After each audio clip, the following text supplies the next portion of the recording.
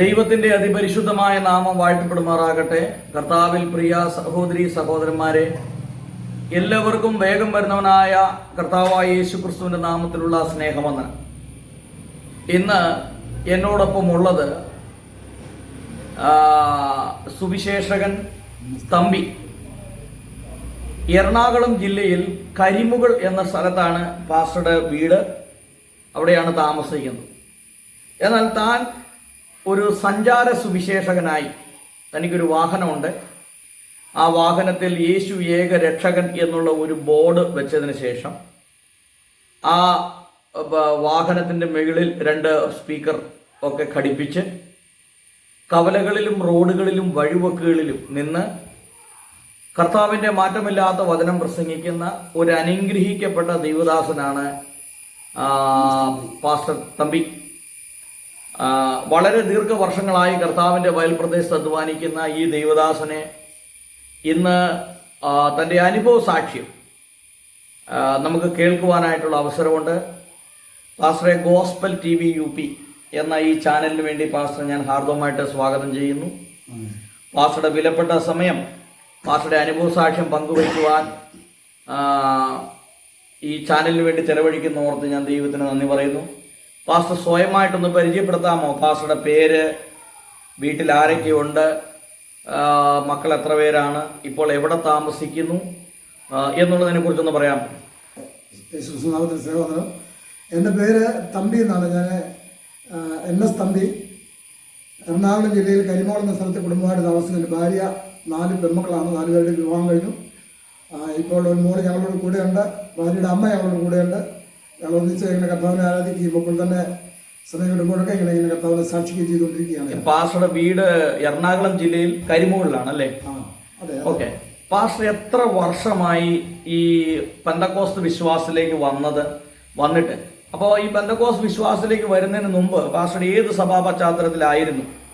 അവിടുന്ന് ഈ പെന്തക്കോസ്തൽ വിശ്വാസം സ്വീകരിക്കാനായിട്ടുള്ള ഒരു കാരണം എന്താണ്? ഞാൻ ഒരു ഹിന്ദു ഈഴവ സമുദായത്തിൽപ്പെട്ട മാതാപിതാക്കളാണ് ജനിച്ചു വളർന്നത്. അങ്ങനെയുള്ള ഞാൻ 1990 എവിടെയായിരുന്നു പാസ്റ്ററുടെ ജന്മസ്ഥലം? ഞാൻ ജനിക്കുന്ന ഹൈറേഞ്ചിലാണ്. ഇടുക്കി ജില്ലയിലെ കന്നിക്കുഴി പഞ്ചായത്തിൽ പഴയരിക്കണ്ടം എന്ന സ്ഥലത്താണ്. അപ്പോൾ അവിടെ ഒരു പുരോഗമനം എന്നുള്ള സ്ഥലമായിരുന്നില്ല. ഒരു വാഹനങ്ങൾ പോലും അങ്ങോട്ട് വരുന്നില്ലാത്ത ഒരു സ്ഥലമായിരുന്നു. അങ്ങനെ അവൾ പ്രദേശത്തായിരുന്നു. അങ്ങനെയുള്ള സ്ഥലത്തു നിന്നാണ് എനിക്ക് ഒരു രോഗമുണ്ടാവുകയും ആ രോഗത്തിന്റെ സൗഖ്യത്തിനായി ഒരുപാട് ചികിത്സകൾ നടത്തിയിട്ടും പരാജയപ്പെട്ടിരുന്ന സ്ഥാനത്താണ് എനിക്കൊരു പ്രാർത്ഥനാ കൂട്ടായ്മ കടന്നു ചെല്ലുവാനും എന്റെ സൗഖ്യത്തിനായി അവിടെ കൂടിയിരുന്ന ദേവദാസനും ദൈവമക്കളും എല്ലാവരും പ്രാർത്ഥിച്ചു. അന്ന് മുതൽ എനിക്ക് അത്ഭുതമായ ഒരു സൗഖ്യം. എന്നായിരുന്നു? എത്ര വർഷം മുമ്പായിരുന്നു? അത് 1990 ഈ സംഭവം. 1990 90 8 വർഷം മുമ്പ്. അപ്പം 82-ലാണ്. അപ്പോ അതാര് മുഖേനയാണ് അങ്ങനെ ഒരു പ്രാർത്ഥനാ കൂട്ടായ്മയിൽ എത്തിയത്? അത് മുഖേനെന്ന് പറഞ്ഞാൽ ഞാനൊരു മെന്റൽ രോഗിയാണ്, മാനസിക രോഗിയാണ്. തൃശ്ശൂർ മെന്റൽ ഹോസ്പിറ്റലിൽ ചാടിപ്പോരുന്നത്. അപ്പൊ ചാടിപ്പോരുമ്പം എനിക്ക് അല്പം നോർമലുണ്ട്, എന്നാലും എന്നെ ഇങ്ങനെ ഡിസ്ചാർജ് ചെയ്യാൻ പോകുന്നത് കൊണ്ട് വളരെ ഭയമാണ്. 8 വർഷക്കാലം തുടർച്ചയായിട്ട് വർഷത്തിൽ 2-3 പ്രാവശ്യം മെന്റൽ ഹോസ്പിറ്റലിൽ കൊണ്ടുപോകുന്ന ആയതുകൊണ്ട് എനിക്കറിയാം ആ അവസ്ഥ. അപ്പം ഡിസ്ചാർജ് ചെയ്യാതെ ഞാൻ ചാടിപ്പോകുന്നത് കൊണ്ട് എന്നെ ആരെങ്കിലും ഉപദ്രവിക്കുകയോ അല്ലെ പുറകെ അന്വേഷിച്ച് വരുന്നുണ്ടെന്നുള്ള ഭയത്തോടെ വീട്ടിലോട്ട് വരുമ്പോഴാണ് എന്റെ വീട്ടിൽ അവിടെ 2 സുവിശേഷകർ വന്ന് ലഘുലേഖ തന്നെ ചെയ്തു വരാനിടയായി. അപ്പൊ അത് ചോദിച്ചോട്ടെ, അതിന് മുമ്പ് പാസ്റ്റർ എങ്ങനെയാണ് ഈ ഒരു മെന്റൽ രോഗി ആകാനുള്ള ഒരു കാരണം എന്താണ്? അതിന്റെ ആരംഭം, അതിനെ കുറിച്ചൊക്കെ ഒന്ന് പറയാമോ? അതിന്റെ ആരംഭത്തിൽ എനിക്കതിനെ പ്രത്യേക ഒരു കാരണം പറയാൻ അറിയത്തില്ലെങ്കിലും ആദ്യമായിട്ട് ഈ അസുഖം ഉണ്ടാകുന്ന എന്റെ വീട്ടിൽ എന്റെ മൂത്ത ചേട്ടൻ സോമനായിരുന്നു. അദ്ദേഹം ഇങ്ങനെ ജോലി കാര്യങ്ങളൊക്കെ ചെയ്ത് ഇങ്ങനെ ഒരു ഹോട്ടൽ പണിയുടെ ഇടയ്ക്കാണ് അതെനിക്ക് ഇങ്ങനെ ഒരു മെന്റൽ ഉണ്ടായി. അവിടുന്ന് ആ പണിയൊക്കെ കളഞ്ഞിട്ട് പോവാണ് തൊഴിൽ കൂട്ടത്തുനിന്ന്. പിന്നെ തന്നെ കുറിച്ച് ഞങ്ങൾ അറിയുന്നത് ഒരു മാനസിക പ്രശ്നമുള്ള ആളായിട്ടാണ്. പോലീസൊക്കെ പിടിക്കുകയും അങ്ങനെ ഉള്ള അവതരങ്ങളൊക്കെ ഉണ്ടായതുകൊണ്ട് സ്വഭാവം നഷ്ടപ്പെട്ട് അങ്ങനെയായിരുന്നു തനിക്ക് ആദ്യമായിട്ട് അസുഖം ഉണ്ടാകുന്നത്. 1 വർഷം കഴിഞ്ഞപ്പോൾ 2ാമത്തെ ചേട്ടൻ തങ്കപ്പനും ഇതേപോലെ ഒരു കടബാധ്യതയും തന്റെ കല്യാണം ആലോചിച്ചിരുന്ന ആ സമയത്ത് ഒരു ചെറിയൊരു ആക്സിഡന്റ് ഉണ്ടാകുകയും അപ്പോൾ അതിൽ മനോവേദന ഉണ്ടാകുകയും എന്നെ കോട്ടയം മെഡിക്കൽ കോളേജിൽ കൊണ്ടുപോയി അവിടുന്ന് സാധാ ഈ ആക്സിഡന്റിന്റെ പരിക്കിന്റെ ചികിത്സയ്ക്കൊക്കെ ആയിട്ട് കൊണ്ടുപോയ സ്ഥലത്തുനിന്ന് തന്റെ ഈ വിവാഹം നടക്കാൻ വരുവാനുള്ള പല മനോവിഷമം കൊണ്ടായിരിക്കും താനും മെന്റലായി വരുന്നത് അവിടെ വെച്ച്. പിന്നെ അവിടുന്ന് മെന്റൽ ഹോസ്പിറ്റലിന്റെ വാർഡിലേക്ക് മാറ്റുകയായിരുന്നു ചെയ്തത്. അങ്ങനെ 2ാമത്തെ ചേട്ടന് ഈ അസുഖം ഉണ്ടായി. എനിക്ക് ഈ അസുഖം ഉണ്ടാകുന്ന ഞാനും ഈ ജോലി കാര്യങ്ങളൊക്കെ ചെയ്യുന്ന ഇതായിരുന്നു. ഇടുക്കി ലൈബ്രറിയിൽ തന്നെ തോപ്രാങ്കുടി എന്ന് പറഞ്ഞ സ്ഥലത്ത് ഒരു പാറപ്പണിയൊക്കെ ചെയ്തുകൊണ്ടിരുന്നു. 5-6 പേരും എൻ്റെ കൂടെ പണിതുകൊണ്ടിരിക്കുന്ന ഒരു സമയമാണ്. ആ സമയത്ത് വളരെ നഷ്ടം വന്നിരിക്കും. ആ നഷ്ടം വന്നപ്പോൾ എനിക്കും മനസ്സിൽ ഭയങ്കര വിഷമമായി. കടം വന്നു, ഇനി കൂട്ടുകാരൊക്കെ എന്നെ പിടിക്കുമോ, അവർക്ക് ഇച്ചിരി പൈസ കൊടുത്ത് തീർക്കാനൊക്കെ ഉണ്ട്. ഇതൊന്നും എന്നെ കൊണ്ട് കഴിയാതെ വന്നപ്പോൾ അങ്ങനെയാണ് എനിക്ക് അസുഖം ഉണ്ടായത്. ഡിപ്രഷൻ ഉണ്ടായി. അവിടെ വെച്ചാൽ എനിക്ക് ആദ്യമായിട്ട് ഉണ്ടാകുന്നത്. എന്നിട്ട് എത്ര നാളെ ഈ തൃശ്ശൂർ മെന്റൽ ഹോസ്പിറ്റലിൽ കിടന്നു? തൃശ്ശൂർ 3-4 പ്രാവശ്യം വന്ന് കിടക്കുന്ന ഒരു 5-6 മാസമൊക്കെ, ചിലപ്പോൾ 3 മാസം 4 മാസമൊക്കെ കിടക്കും. അല്ല, ഇങ്ങനെ 8 വർഷമാണ് എനിക്ക് അസുഖം ഉണ്ടായത്. ഈ മാനസിക സമനില ആരെങ്കിലും ഉപദ്രവിക്കുകയും ചെയ്യുമായിരുന്നു? ആദ്യ സമയങ്ങളൊന്നും ഇല്ലായിരുന്നു. പിന്നീട് മറ്റുള്ളവർക്ക് ഉപദ്രവമായിട്ട് തോന്നുവാണ്. മറ്റുള്ളവർ ദേഹോപദ്രവൊന്നും കാര്യമായിട്ട് ചെയ്തിട്ടില്ല.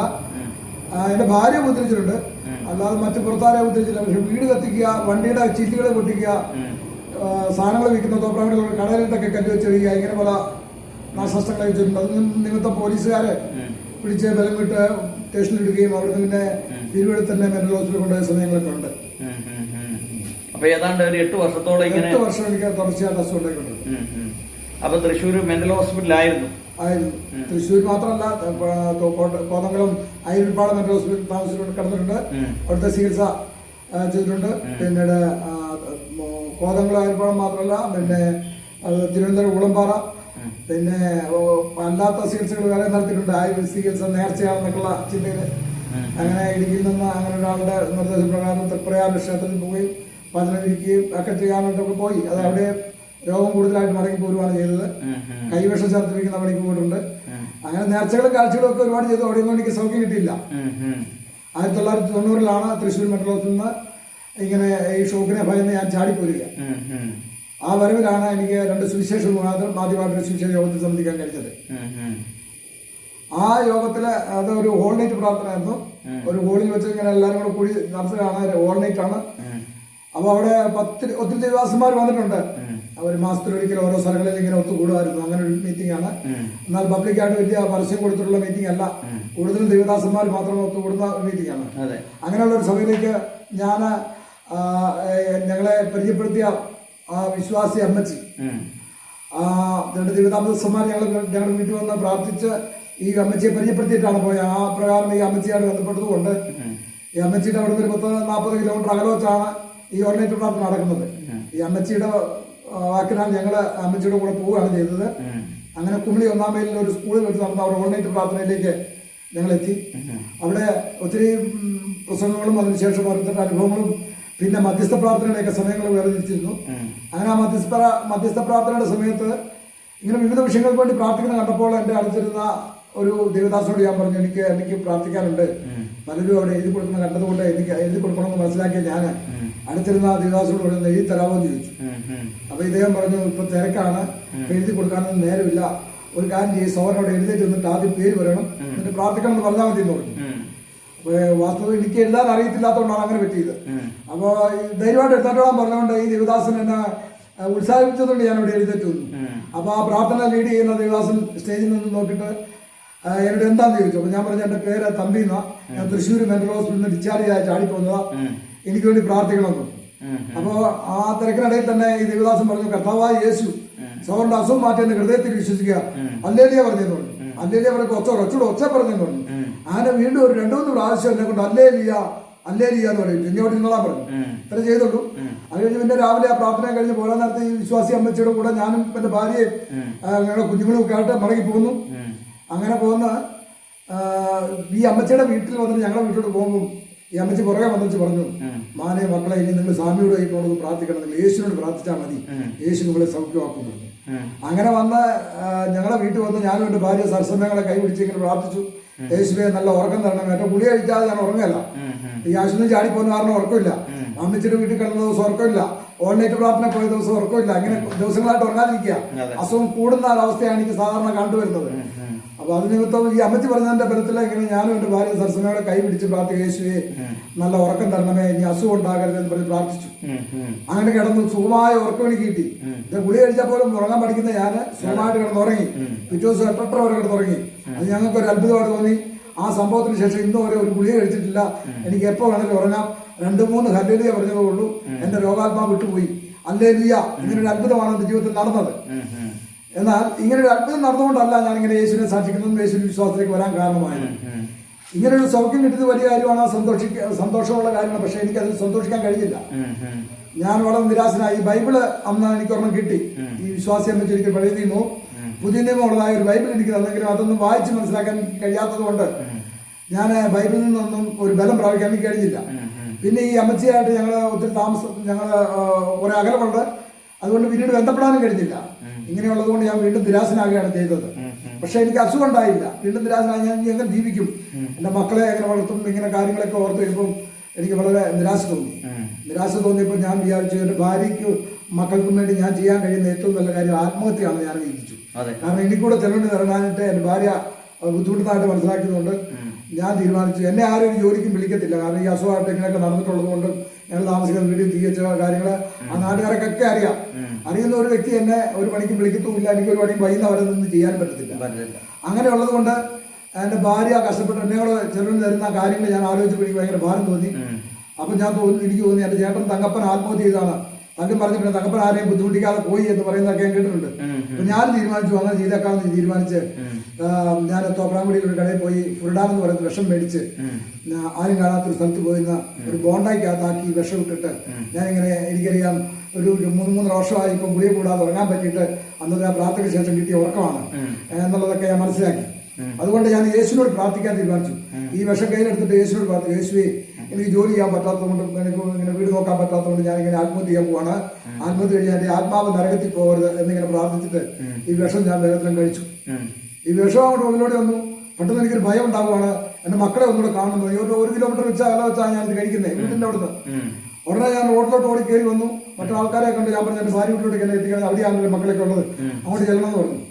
അപ്പം പെട്ടെന്ന് എന്താ കാര്യങ്ങളൊക്കെ ഞാനിപ്പോൾ മരിക്കുമെന്നൊക്കെ അന്നത്തെ ആ ബഹളത്തിൽ ഞാൻ ജീവിതകാലം ഓർത്തപ്പം മരിക്കാൻ തീരുമാനിച്ചു. പക്ഷേ മരണം അങ്ങനെയാന്ന് ഓർത്തപ്പോൾ ഒരു ഭയം ഉണ്ടായി.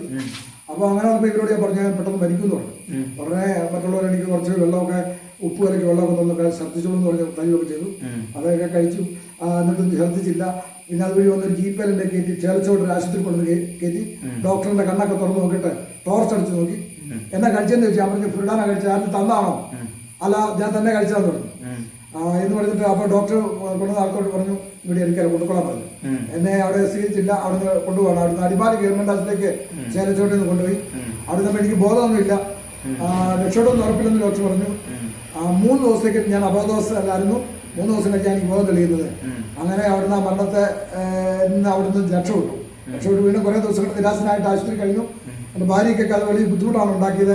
രാത്രി സമയങ്ങളിലൊക്കെ എൻ്റെ കയ്യാലെ പിടിച്ചോണ്ടിരിക്കണം. ഈ മരുന്ന് എൻ്റെ ശരീരത്തിൽ കുത്തിക്കയറ്റണം. ഈ ഗ്ലൂക്കോസൊക്കെ കയറ്റുമ്പോൾ ഞാൻ എൻ്റെ അബോധാവസ്ഥയിൽ കൈയും കാലും ഒക്കെ വലിച്ചു ഉടഞ്ഞ സൂചി കഴിക്കാതിരുന്ന് ഒടിയാതിരിക്കാൻ എൻ്റെ ഭാര്യ ഉറക്കളച്ചിരുന്ന് പിടിച്ചു കാര്യങ്ങളെ കയ്യിലൊക്കെ പിടിച്ചോണ്ടിരിക്കുകയായിരുന്നു എന്നൊക്കെയുള്ള ഞാൻ ബോധം വന്നപ്പോൾ അറിഞ്ഞപ്പോൾ എനിക്ക് വീണ്ടും വളരെ ഭാരം ഉണ്ടാവുകയാണ് ചെയ്തത്. അങ്ങനെ വന്നപ്പോൾ ഡോക്ടറുടെ ഉപദേശവും ഇനി ഇങ്ങനെയൊന്നും ചെയ്യരുതെന്നൊക്കെ പറഞ്ഞു വിട്ടു. അവിടുന്ന് ആശുപത്രി ഡിസ്ചാർജായി വീട്ടിൽ വന്ന് കഴിയുക. അപ്പോൾ ഇനി എന്നാ ചെയ്യുമെന്നുള്ള ചിന്തയിലായി. വല്ലാത്ത നിരാശയായി. അപ്പോൾ എൻ്റെ വീടിനടുത്തൊരു കൊയ്ത്ത് നടക്കുന്നുണ്ട്, കണ്ടത്തിൽ കൊയ്യുന്നുണ്ട്. എൻ്റെ ഭാര്യ അവിടെ കൊയ്യാൻ പോവുകയാണ്. അപ്പോൾ എന്നോട് കറ്റ വരയ്ക്കൊക്കെ വെക്കാൻ വേണ്ടി വരാൻ പറഞ്ഞു. എനിക്ക് അതിന് ഭയങ്കര ബുദ്ധിമുട്ട് തോന്നി. വെയിലം കൊള്ളാന്നൊക്കെ എനിക്ക് ഭയങ്കര പ്രയാസം തോന്നി. ഞാൻ പറഞ്ഞു ഞാൻ വരികയായിരുന്നു പറഞ്ഞു. ഡോക്ടർ പറഞ്ഞിരിക്കുന്ന എന്തെങ്കിലും പറ്റുന്ന പണിയൊക്കെ എന്നെ കൊണ്ട് ചെയ്യിപ്പിച്ചില്ല, ഞാനിങ്ങനെ അലസനായി പോകും. അതുകൊണ്ട് അവിടെ പോയാൽ എന്നെ വിളിക്കും. അങ്ങനെ എന്നെ ജോലിക്ക് വിളിച്ചു. ഞാൻ പോകാതെ അവിടെ കിടന്ന് ഉറങ്ങി. പകലൊക്കെ എനിക്ക് പിന്നെ ഉറങ്ങാം. അന്നത്തെ ആ പ്രാർത്ഥനയ്ക്ക് ശേഷം അപ്പോൾ ഉടനെ എനിക്ക് ഉറങ്ങാം. ഭാര്യ പോയി, ഞാൻ അവിടെ കിടന്ന് ഉറങ്ങി. ഉറക്കം കഴിഞ്ഞ് എഴുന്നേറ്റ് ഇനി എന്താ ചെയ്തെന്നുള്ള ചിന്തയായി. വല്ലാത്ത അസ്വസ്ഥനായി. എനിക്ക് 1 മണിക്കൂർ പോലും ജീവിക്കാൻ താല്പര്യമില്ല. എങ്ങനെ ആത്മഹത്യ ചെയ്യണം, ഇനി എളുപ്പമാർഗത്തിൽ എങ്ങനെ ആത്മഹത്യ ചെയ്യാം, ഈ ചിന്തയിലൊക്കെ ഞാൻ ഇരിക്കുക. അപ്പോൾ അങ്ങനെ ഇരിക്കുമ്പോഴാണ് അന്നേക്ക് 3.5 വർഷം മുമ്പ് ആ വിശ്വാസം വെച്ച് മേടിച്ചെന്ന ബൈബിൾ അവിടെ ഇരിക്കുന്നു. ആ ബൈബിൾ ഒന്ന് വായിക്കണമെന്ന് എനിക്ക് തോന്നുക. ഞാൻ ഒരു വീട്ടിയോയിൽ നിന്നിടത്ത് പഠിച്ച അക്ഷരമാണ്. സ്കൂളിൽ പഠിച്ചൊരു വിദ്യാഭ്യാസം എനിക്കില്ല. വീട്ടിയോയിൽ നിന്ന് 3 പിള്ളേർ പഠിക്കുന്ന വീട്ടില് 5 വർഷത്തിൽ അധികമായിട്ട് ഞാൻ അവിടെ നിന്നു. അത് കട്ടപ്പന കാഞ്ചാറ്റാണ്. അപ്പൊ ആ ഒരു ഓർമ്മയിൽ അവിടുന്ന് പഠിച്ച പഠിത്തമാണ് ഈ ബൈബിൾ വായിക്കുന്നത്. ഞാൻ പല ആവർത്തി വായിക്കുമ്പോഴാണ് എനിക്കൊരു വാക്ക് മനസ്സിലാകുന്നത്. ആദ്യമ സമയങ്ങളിൽ വായിക്കാൻ എനിക്കൊന്നും ഗ്രഹിക്കുന്നില്ല. ഞാൻ പിന്നീട് തുറന്നു നോക്കത്തില്ല. പക്ഷെ ഇപ്പൊ ഏറ്റവും അസ്വസ്ഥനായി 1 മണിക്കൂർ പോലും ജീവിക്കാൻ താല്പര്യമില്ലാത്ത അവസ്ഥ വന്നപ്പം എന്റെ ഹൃദയത്തിലേക്ക് ഇത് വായിക്കാനുള്ള പ്രേരണ ഉണ്ടാവുകയും അങ്ങനെ ആ തുറന്നപ്പോൾ ബൈബിളിന്റെ മധ്യഭാഗമാണ് ഞാൻ തുറന്നത്. അതിന്റെ എവിടെയെങ്കിലും എഴുതിയിരുന്നു. ഇടത് ഭാഗത്തേക്ക് നോക്കുമ്പോൾ ഒരു അധ്യായമാണ് കണ്ടത്, 10-ാം അധ്യായം. ഞാൻ മുകളിലോട്ട് ശ്രദ്ധിച്ചു. അത് നോക്കുമ്പോൾ സദൃശ്യവാക്യമാണ് 10-ാം അധ്യായം. എനിക്ക് അതിന്റെ അവിടെ നിന്ന് വായിച്ചു വന്നപ്പം അതിൻ്റെ 5-ാമത്തെ വാക്യം അതെന്നെ വളരെ സ്പർശിച്ചു. ആ സംഭവത്തിന് ശേഷമാണ് എൻ്റെ ജീവിതത്തിൽ മാറ്റം ഉണ്ടായത്. ഇന്ന് ഞാൻ സ്വന്തം ഈ സദൃശവാക്യ പുസ്തകത്തിലെ ഒരു വചനം എൻ്റെ ഹൃദയത്തെ വളരെ സ്പർശിച്ചു. അതിൻ്റെ 10-ാമത്തെ അധ്യായം 5-ാമത്തെ വാക്യമാണ് അതിൻ്റെ നേട്ടം. അവിടെ ഇങ്ങനെ എഴുതിയിരിക്കുന്നു: വേനൽക്കാലത്ത് ശേഖരിച്ചു വെക്കുന്ന ബുദ്ധിമാൻ കൊയ്ത്ത് കാലത്ത് ഉറങ്ങുന്നവൻ നാണം കെട്ടവൻ. ഇത് എന്നോടാണ് സംസാരിച്ചതെന്ന് ഞാൻ വിശ്വസിച്ചു. എൻ്റെ ഭാര്യ കൊയ്യാൻ പോയപ്പോൾ സഹായിക്കാതെ ഇവിടെ കിടന്ന് ഉറങ്ങി അടുത്തുനിന്ന് ഞാൻ ഉറക്കവും കഴിഞ്ഞിരുന്നിട്ട് വായിക്കുന്നത് വേനൽക്കാലത്ത് ശേഖരിച്ചു വെക്കുന്ന ബുദ്ധിമാൻ കൊയ്ത്ത് കാലത്ത് ഉറങ്ങുന്നവൻ നാണം കെട്ടവൻ. ഇത് എന്നോട് സംസാരിച്ചാണെന്നുള്ള വിശ്വാസം എനിക്കുണ്ടായി. അതാണ് എൻ്റെ പുറകോട്ട് നോക്കിയാൽ എനിക്ക് മനസ്സിലാകുന്ന ഒരു കാരണം അതേ ഉള്ളൂ. കാരണം ഈ വചനം എഴുതിയതിൻ്റെ ഉദ്ദേശം എന്താണെന്ന് എനിക്കറിയത്തില്ല. ഇതിൻ്റെ 1-ാം അധ്യായത്തിലേക്ക് ഞാൻ പിന്നീട് ചെല്ലാനും വായിക്കാനും ഒക്കെ ഇടയായി. ഇസ്രായേൽ രാജാവായി ദാവീദിന്റെ മകനായ ശലോമോനായി എഴുതുന്നിട്ടും ശലോമോൻ ആരാന്ന് അറിയത്തില്ല. പക്ഷേ എൻ്റെ 2-ാമത്തെ വാക്യം മുതൽ 6-ാമത്തെ വാക്യം വരെ വായിച്ചപ്പം എനിക്കൊരു കാര്യം മനസ്സിലായി. ഇതെല്ലാവർക്കും വേണ്ടി എഴുതപ്പെട്ട ഒരു ഗ്രന്ഥമാണെന്ന് എനിക്ക് ബോധ്യപ്പെട്ടു. അതിൻ്റെ 7-ാമത്തെ വാക്യമാണ് ഈ പുസ്തകം ആരംഭിക്കുന്നത് മനസ്സിലായി. 7-ാമത്തെ വാക്യത്തിൽ ഇങ്ങനെ കിടക്കുന്നു: യഹോവ ഭക്തിയാണ് ജ്ഞാനത്തിന്റെ ആരംഭം. അപ്പൊ ഇതുണ്ടാകാനുള്ള വഴിയെക്കുറിച്ച് 2-ാമത്തെ അധ്യായത്തിൽ എനിക്ക് മനസ്സിലായി.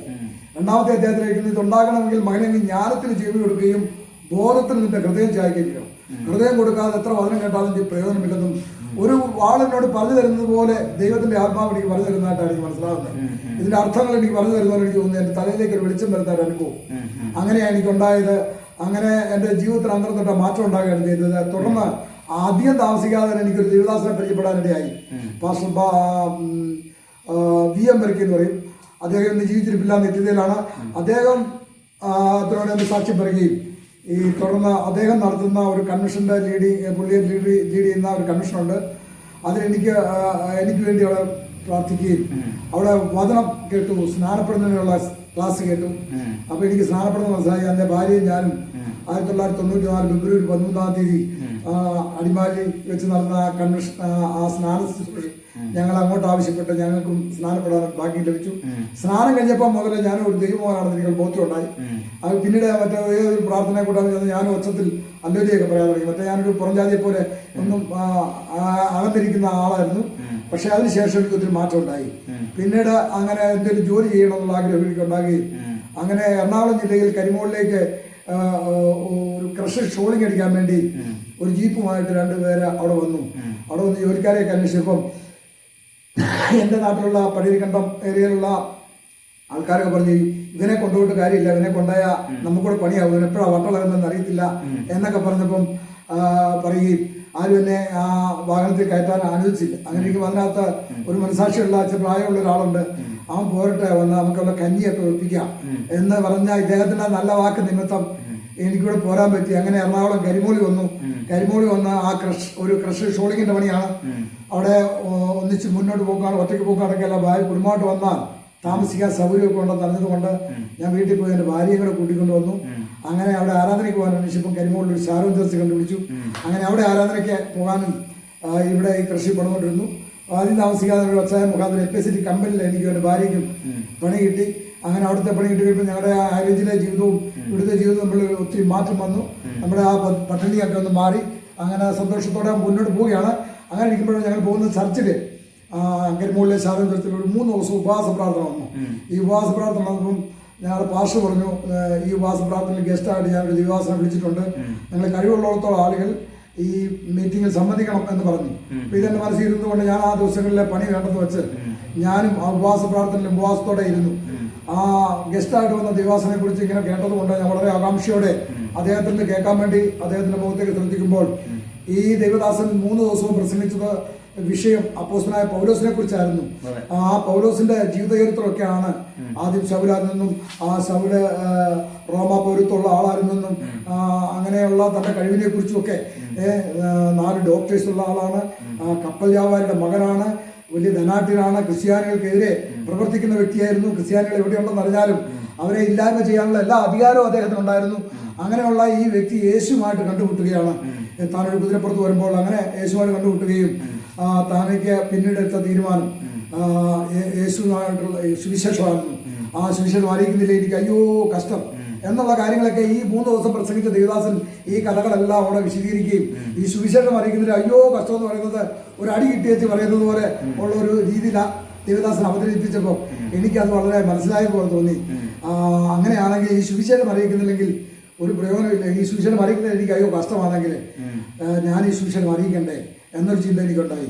ഈ ലോകത്തുള്ളതെല്ലാം ചപ്പും ചവറൊന്നും എണ്ണിട്ട് സുവിശേഷത്തിന് 1-ാം സ്ഥാനം ഈ പൗലോസ് കൊടുത്തെങ്കിൽ, അങ്ങനെയാണെങ്കിൽ ഞാൻ ഈ മക്കൾക്ക് വേണ്ടിയോ അല്ലെങ്കിൽ ഇതൊക്കെ ഓർത്ത് കഴിഞ്ഞാൽ ഞാൻ എത്ര ശ്രമിച്ചാലും ഞായറാഴ്ചകളെ മെനക്കെടാതെ ജോലി ചെയ്താലും എൻ്റെ മക്കളെ ഭാവിയൊന്നും ഉണ്ടാക്കാൻ എന്നെ കൊണ്ട് കഴിയത്തില്ല എന്നുള്ളൊരു ചിന്ത എനിക്ക് ഉണ്ടാകുകയും, അഥവാ ഇത് ഉണ്ടാക്കി കഴിഞ്ഞാൽ വെറുതെ ആണെങ്കിൽ എന്നതിനാണ് ഇതിന് പുറകെ പോകുന്നത്, ചപ്പും ചവറുമാണെങ്കിൽ അതിൻ്റെ പുറകെ പോകണ്ടല്ലോ, ഇങ്ങനെയുള്ള പല ചിന്തകൾ എൻ്റെ മനസ്സിലേക്ക് ഉണ്ടാകുകയും ഞാനൊരു തീരുമാനത്തിലെത്തി ഇനി സുവിശേഷം പഠിക്കാൻ പോകാം, ട്രാക്ട് വിതരണം ചെയ്യാം. എനിക്ക് വിദ്യാഭ്യാസം ഇല്ലെങ്കിലും ലഘുലേഖ സംഘടിപ്പിക്കാൻ വിതരണം ചെയ്യാം, ഇത് പഠിക്കാണ്ടല്ലോ എന്നുള്ള ചിന്തയിൽ ഞാനങ്ങനെ തിങ്കളാഴ്ച ഞാൻ കമ്പനിയിൽ ജോലിക്ക് പോകാതെ ഞാൻ ചർച്ചിൽ വന്ന് ഭാഷയോട് പറഞ്ഞു, ഭാഷ എനിക്ക് ട്രാക്ട് വിതരണത്തിന് പോകണമെന്ന്. ഭാഷ പറഞ്ഞു ജോലിയൊക്കെ ഇല്ലാത്തപ്പോൾ പോയാൽ മതി എന്ന് പറഞ്ഞു. അപ്പോൾ ഞാൻ നല്ല ഭാഷ എനിക്ക് പോകണം, എൻ്റെ താല്പര്യം മനസ്സിലാക്കാൻ വേണ്ടി അങ്ങനെ ചോദിച്ചായിരിക്കാം. ഏതായാലും ഞാൻ എൻ്റെ ഉറപ്പ് പറഞ്ഞു എനിക്ക് പോകണം എന്ന് എൻ്റെ വാക്ക് പറഞ്ഞുകൊണ്ട് ഭാഷ അനുവദിച്ചു. അവിടെ ഒരു തോൾസഞ്ചി ഉണ്ടായിരുന്നു, ഞാൻ പറഞ്ഞത് എനിക്ക് എന്നേക്കാവോ എന്ന് ചോദിച്ചു. അതെനിക്ക് തന്നു. അതിനകത്തേക്ക് കുറേ ട്രാക്ട് അടുക്കി വെച്ചു. ഭാഷയോട് ഞാൻ ചോദിച്ചു ഒന്ന് പ്രാർത്ഥിക്കാമോ എന്ന് ചോദിച്ചു. ഭാഷ പ്രാർത്ഥിക്കാൻ തയ്യാറാകുക എന്ന് കണ്ടപ്പം ഞാൻ അവിടെ മുട്ടുകുത്തിയിരുന്നു. മുട്ടുകുത്തി നിന്നപ്പം ഭാഷയോട് കൈ തോളയിൽ വെച്ചു, ഒരു കൈ തലയിലും വെച്ചിട്ട് ഇങ്ങനെ പ്രാർത്ഥിക്കുക, കർത്താവേ നീ നിന്റെ ശിഷ്യന്മാരെ ചെന്നായ്ക്കളുടെ ഇടയിലേക്ക് കുഞ്ഞാടുകളെ അയക്കുന്നത് അയച്ചു, ഞാൻ ഈ മകനെ നിന്റെ നാമത്തിൽ പ്രാർത്ഥിച്ച് അയക്കുകയാണ് എന്നൊക്കെ കുറച്ച് വാക്കുകളൊക്കെ പറഞ്ഞ് അങ്ങ് പ്രാർത്ഥിച്ചു. എന്നിട്ട് എന്നെ സൂക്ഷിക്കണമെന്നൊക്കെ പറഞ്ഞ് ദൈവത്തോട് പറഞ്ഞ് പ്രാർത്ഥിച്ചു വിട്ടു.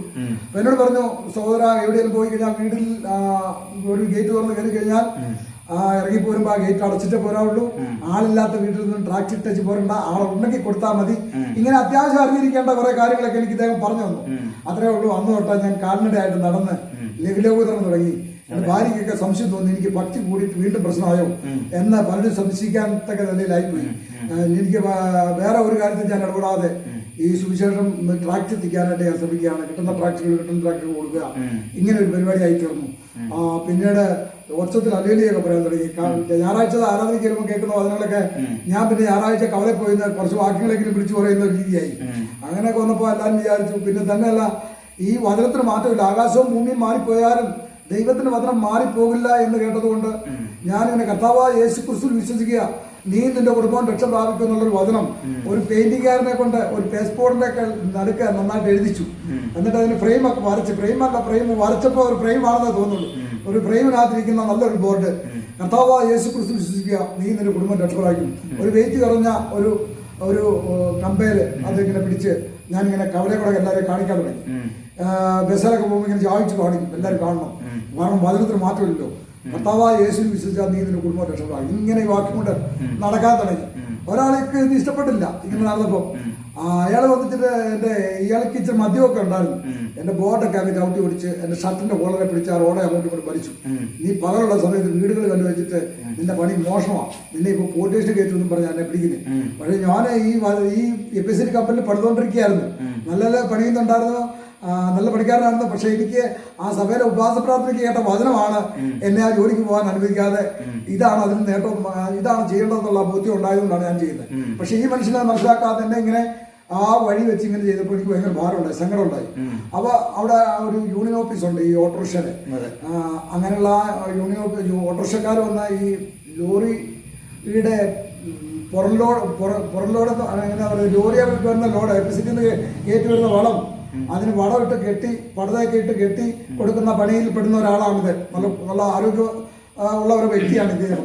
അപ്പം ഈ വ്യക്തിയോട് അവിടുത്തെ ഓട്ടോറിക്ഷക്കാരെല്ലാം ചോദിച്ചു, എന്നോട് വഴക്കുണ്ടാക്കിയോ, നിനക്കെന്താ കാര്യം എന്നൊക്കെ ചോദിച്ചു. അവനെ ഇടിക്കുകയും എന്നോട് ഇയാൾ പൊക്കോളാൻ പറഞ്ഞു. ഞാൻ ഉടനെ ബസ്സേ കയറി കരിമോളിലോട്ട് പോയി. കരിമോളിൽ ചെന്ന് കഴിഞ്ഞപ്പോൾ ഞാൻ വീടിൻ്റെ മുറിയിൽ പോയി ഇങ്ങനെ ഞാനിങ്ങനെ കമ്പന്ന് കിടന്ന് കരയായി. എനിക്ക് ഭയങ്കര സങ്കടം കൊണ്ട് വല്ലാതെ വന്നിട്ട് എൻ്റെ ഈ ബോർഡ് അവനെ ഒടിച്ചു കളഞ്ഞില്ല, എത്രയും കഷ്ടപ്പെട്ട് ഉണ്ടാക്കിയതാണ്, അത് ഒടിച്ചു കളഞ്ഞല്ലോ എന്ന് പറഞ്ഞപ്പോൾ എനിക്ക് ഭയങ്കര ഭാരം. അങ്ങനെ കരഞ്ഞുകൊണ്ടിരിക്കുമ്പം കരിമോളി പോലീസ് സ്റ്റേഷനിൽ നിന്ന് ഒരു പോലീസുകാരൻ അവിടെ വന്നു, ഒരു തമ്പി സാർ, അദ്ദേഹം വിശ്വാസിയായിരുന്നു. അതുകൊണ്ട് അദ്ദേഹം വന്ന് അന്വേഷിക്കാൻ വന്നു. ഞാൻ കുറച്ച് ദിവസമായിട്ട് ഇങ്ങനെ ഈ ബോർഡ് കൊണ്ട് നടക്കുന്നതൊക്കെ പുള്ളിയും കണ്ടതാ. എന്താ കാര്യം അറിയാൻ വേണ്ടി വന്നു. അപ്പോൾ ഞാൻ പറഞ്ഞു, ഞാനിങ്ങനെ കുഴിക്കാട് വെച്ച് എന്നോട് ഇങ്ങനെ ഒരുത്തം വഴക്കുണ്ടാക്കി എൻ്റെ ബോർഡൊക്കെ ഒടിച്ചു കളഞ്ഞു. അന്നേരം എന്നോട് പറയാൻ പോകണ്ട, അവനെ ഇപ്പോൾ സ്റ്റേഷനിലേക്ക് കൊടുത്തിട്ടുണ്ട്.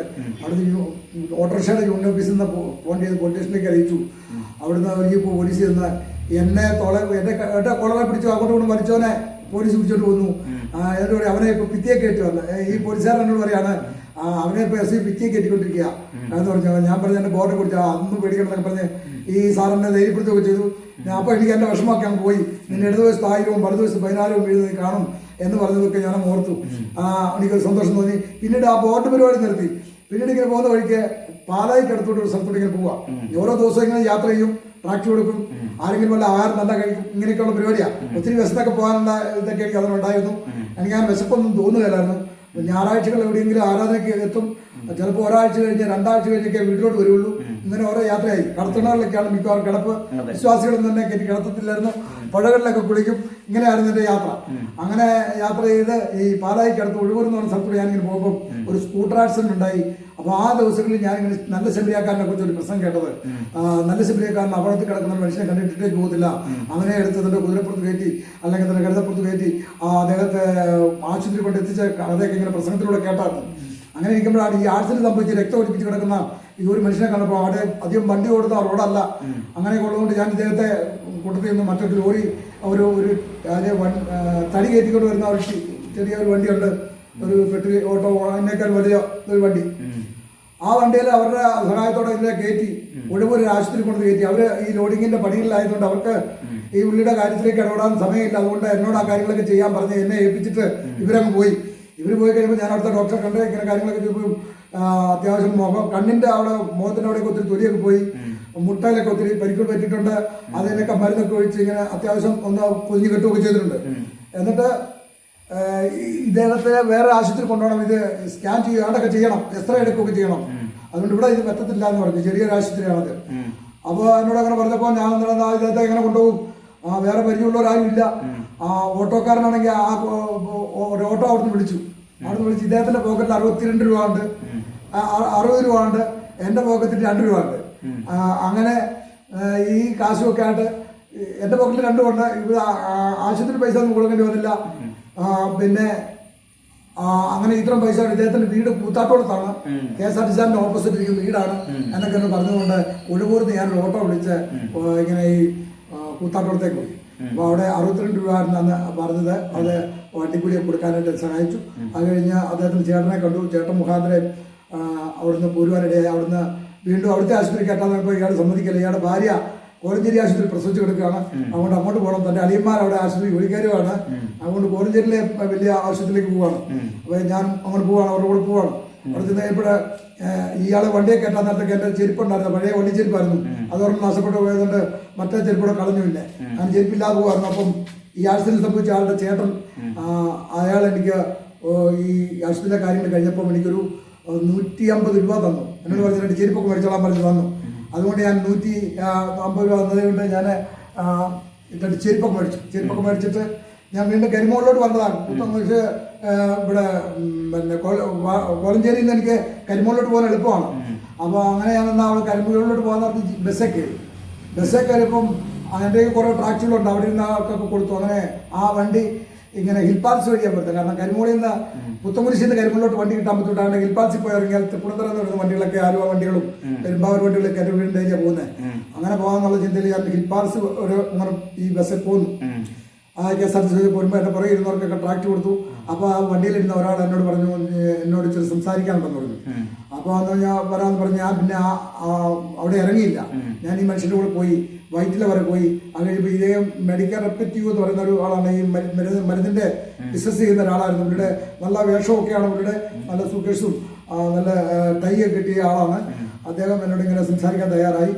അങ്ങനെ വന്ന അദ്ദേഹത്തിൻ്റെ കൂടെ എന്നെ കൊണ്ടുപോയി. അങ്ങനെ പോയി നേരം രാത്രിയായപ്പോഴാണ് എറണാകുളം വാഴക്കാല എന്ന് പറഞ്ഞ സ്ഥലത്തെത്തി. ഒരു മുസ്ലിം പള്ളിയുടെ വീട്ടിലാണ് ഞാൻ ചെന്നത്. ഇദ്ദേഹം ഒരു മുസ്ലിം ആയിരുന്നു. അപ്പോൾ ഇദ്ദേഹം എന്നെ കൊണ്ടുപോയത് അവിടെ എന്നെ മുസ്ലിം ആക്കാനുള്ള പരിപാടി നോക്കാനൊക്കെ ഉണ്ടായിരുന്നു. അവിടെ കൊണ്ടുപോയിട്ട് ഇദ്ദേഹത്തിന്റെ വീട് ഈ മുസ്ലിം പള്ളിയുടെ അടുത്താണ്. ഞാനിപ്പോൾ വരാമെന്ന് പറഞ്ഞു. അതിപ്പോൾ ചെന്നത് ആ പള്ളിയുടെ അങ്ങോട്ട് ചെന്ന് കാലൊക്കെ കഴുകി മുഖം കഴുകി പുള്ളി അവിടെ നിസ്കാരമൊക്കെ നടത്തി. എന്നോട് അവിടെ നിൽക്കാൻ പറഞ്ഞ് ഞാനതെല്ലാം കണ്ടോണ്ടിരിക്കുക. എന്നിട്ട് പുള്ളി വീട്ടിലോട്ട് പോവാ, ഇപ്പോൾ ഇവിടെ നിൽക്കുക, ഞാൻ വരാമെന്ന് പറഞ്ഞ് പുള്ളിയും പോയി.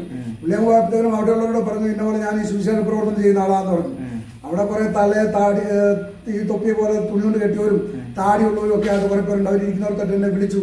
എന്നോട് ഇങ്ങനെ കുറെ കാര്യങ്ങളൊക്കെ ചോദിക്കുക. ഞാൻ പറഞ്ഞു, ഞാനിങ്ങനെ സുവിശേഷം അറിയിക്കുകയാണ്, എന്താണ് ഇങ്ങനെ ചെയ്യാൻ കാര്യം? ഞാൻ പറഞ്ഞു, ഞാനിങ്ങനെ ലോകത്തിൽ നിന്നൊക്കെ സൗഖ്യം കിട്ടിയ ആളാണ്. അങ്ങനെ പറഞ്ഞു, അത് നിങ്ങളെ തോന്നലായിരുന്നു, അതൊന്നും അങ്ങനെയൊന്നും സംഭവമില്ല. എന്തൊക്കെ പറഞ്ഞു ഇങ്ങനെ കുറെ കാര്യങ്ങൾ കൊടുത്ത് അവരുടെ ഒരു ബൈബിൾ ഇരിപ്പുണ്ട്, ഇതല്ലേ നിങ്ങളുടെ സാധനം എന്ന് പറഞ്ഞു, ബൈബിള് ഇതല്ലേ എന്ന് പറഞ്ഞു. അതേന്ന് പറഞ്ഞു. അപ്പോൾ അതിന് നമ്മളോട് പറയേണ്ട ചോദ്യങ്ങൾക്കൊക്കെ പുള്ളി അവർ ആ ബൈബിളിന്റെ ആദ്യത്തെ വെള്ള പേപ്പറിൽ ഇങ്ങനെ എഴുതി വെച്ചിട്ടുണ്ട് വാക്യങ്ങളൊക്കെ. എന്നിട്ട് എന്നോട് പല കാര്യങ്ങളും ചോദിക്കുകയാണ്. ഇത് ഈ അതിന് ദാവീദിനെ കുറിച്ച് എന്നോട് പറയുക. ഈ ദാവീദ് ആരാണ്? ദാവീദ് ഇങ്ങനെ ദാവീദിന്റെ ചരിത്രമൊന്നും എനിക്കറിയത്തില്ല. പക്ഷേ ഇവര് പറയാണ് ഒരു ഭാര്യ ഇരിക്കുമ്പം വേറൊരു പെണ്ണിനെ മോഹിച്ചു. ദാവീദിന്റെ പടയാളിയുടെ ഭാര്യ അങ്ങോട്ടാണ് മോഹിച്ചത്. എന്നിട്ട് അങ്ങനെയുള്ള കഥയൊക്കെ എന്നോട് പറയാം. ഇങ്ങനെയൊക്കെ ചെയ്യാവോ? ഇതൊക്കെയാണല്ലേ ഇതിനകത്ത് എഴുതി വെച്ചിരിക്കുന്നത്. ഇത് മനുഷ്യൻ ചെയ്ത കാര്യങ്ങളൊക്കെ അല്ലേ ഇതിൽ എഴുതി വെച്ചിരിക്കുന്നത്. ഖുർആൻ അങ്ങനെയല്ല, ഖുർആൻ സ്വർഗത്തിൽ നിന്ന് കിട്ടിയതാണ് എന്നൊക്കെ പറഞ്ഞ് അതിൻ്റെ വേറെ ഒന്ന് രണ്ട് പേരുകളൊക്കെ അതിനെക്കുറിച്ച് പറഞ്ഞു. ഒന്നും എൻ്റെ ഓർമ്മയിൽ കിട്ടുന്നില്ല. അങ്ങനെ കുറേ കാര്യങ്ങളൊക്കെ പറഞ്ഞു. ഖുർആനാണ് ശരി എന്നൊക്കെ എന്നോട് പറഞ്ഞു തന്നു. അപ്പം ഞാൻ എൻ്റെ സാക്ഷ്യങ്ങൾ അവരോട് പറഞ്ഞു. ഞാനിങ്ങനെ ഒരു ഹിന്ദു ഇടവസ്ഥാനപ്പെട്ട എൻ്റെ പിതാവിൻ്റെ കാര്യങ്ങളും, ഞാനിങ്ങനെ ഒരു മാനസിക രോഗിയാണ്. എൻ്റെ ചേട്ടന്മാർ രണ്ടുപേരും മാനസിക രോഗിയാണ്. നേരെ മൂത്ത ചേട്ടൻ തങ്കപ്പൻ ഈ രോഗാവസ്ഥയിൽ ആത്മഹത്യ ചെയ്തു. എൻ്റെ ഏറ്റവും മൂത്ത ചേട്ടൻ ഈ രോഗാവസ്ഥയിൽ പോയതാണ്, എവിടെയാണെന്ന് അറിയത്തില്ല. എൻ്റെ അമ്മ പോലും ഇപ്പോൾ ഒരു മാനസിക രോഗാവസ്ഥയിലാണ് നിൽക്കുന്നത്. ഞങ്ങളുടെ ജീവിത സാഹചര്യങ്ങൾക്ക് ആർക്കും ഞങ്ങളെ സഹായിക്കാൻ പറ്റിയില്ല. ഇത്രയും കേരളത്തിലുള്ള മെന്റൽ ഹോസ്പിറ്റലൊക്കെ കൊണ്ടുപോയിട്ട് വിടുതൽ കിട്ടിയിട്ടില്ല. അങ്ങനെയുള്ള സാക്ഷ്യങ്ങളെല്ലാം പറഞ്ഞു. പക്ഷേ എനിക്കിങ്ങനെ ഒരു പ്രാർത്ഥന സ്ഥിതി ചെയ്യുകയും യേശു എനിക്ക് സൗഖ്യമാക്കി വിശ്വസിക്കാൻ എനിക്ക് ഭാഗ്യം കിട്ടി. അന്ന് തൊട്ട് എനിക്ക് ഗുളിക കൂടാതെയുള്ള ഉറക്കം എനിക്ക് കിട്ടി, സൗഖ്യം കിട്ടി. ഇപ്പം ഞാൻ അന്ന് വരെയുള്ള സമയങ്ങളെല്ലാം പറഞ്ഞു ഇതുവരെ ഞാൻ സൗഖ്യമുള്ളവനാണ് എന്നൊക്കെയുള്ള കാര്യം ഇദ്ദേഹത്തിനോട് പറഞ്ഞു. ഇദ്ദേഹത്തിനോട് പറഞ്ഞു പിന്നെ അവർക്ക് ഒരു ചെറിയ വിശ്വാസക്കാര്യത്തുണ്ട് എന്നെനിക്ക് മനസ്സിലായി. പക്ഷെ അവരതൊന്നും അംഗീകരിക്കുന്നില്ല, എൻ്റെ തോന്നലാന്നൊക്കെ പറഞ്ഞു. അവിടെ ഒരു രാത്രി 12 മണിയോളോ വരുവോളോ ഇരുന്ന് സംസാരിക്കുകയൊക്കെ കഴിഞ്ഞ് എന്നെ കൊണ്ടുപോയി അയാൾ പിന്നെയും വന്നിരുന്നു.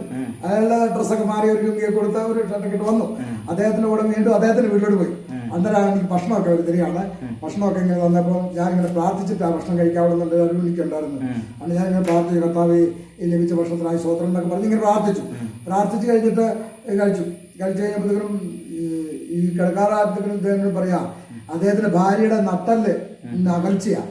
അതിന്റെ പുള്ളിക്ക് ഭയങ്കര പ്രയാസം ഉണ്ടാക്കിക്കൊണ്ടിരിക്കുക. ഭാര്യ ഇങ്ങനെ ഈ ആശുപത്രി കയറി ഇറങ്ങി മടുത്തു.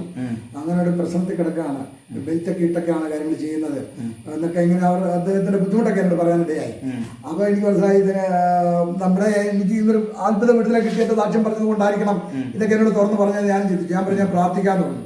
അങ്ങനെ അവിടുന്ന് രാവിലെ ആയപ്പോഴത്തേക്കും പുള്ളി എന്നെ കോഴിക്കോട് പോകുന്നുണ്ട്, എന്തോ മെഡിക്കൽ ആവശ്യങ്ങൾക്ക് വേണ്ടി പോകുന്നതാണ്. അത് ട്രെയിനല്ല പോകുന്നത്. ഞാൻ ഇടുക്കിയിൽ നിന്ന് അവിടെ എറണാകുളത്തേക്ക് വന്നതുകൊണ്ട് ഇനി ട്രെയിനൊന്നും ഞാൻ അടുത്ത് അങ്ങനെ കണ്ടിട്ടില്ല.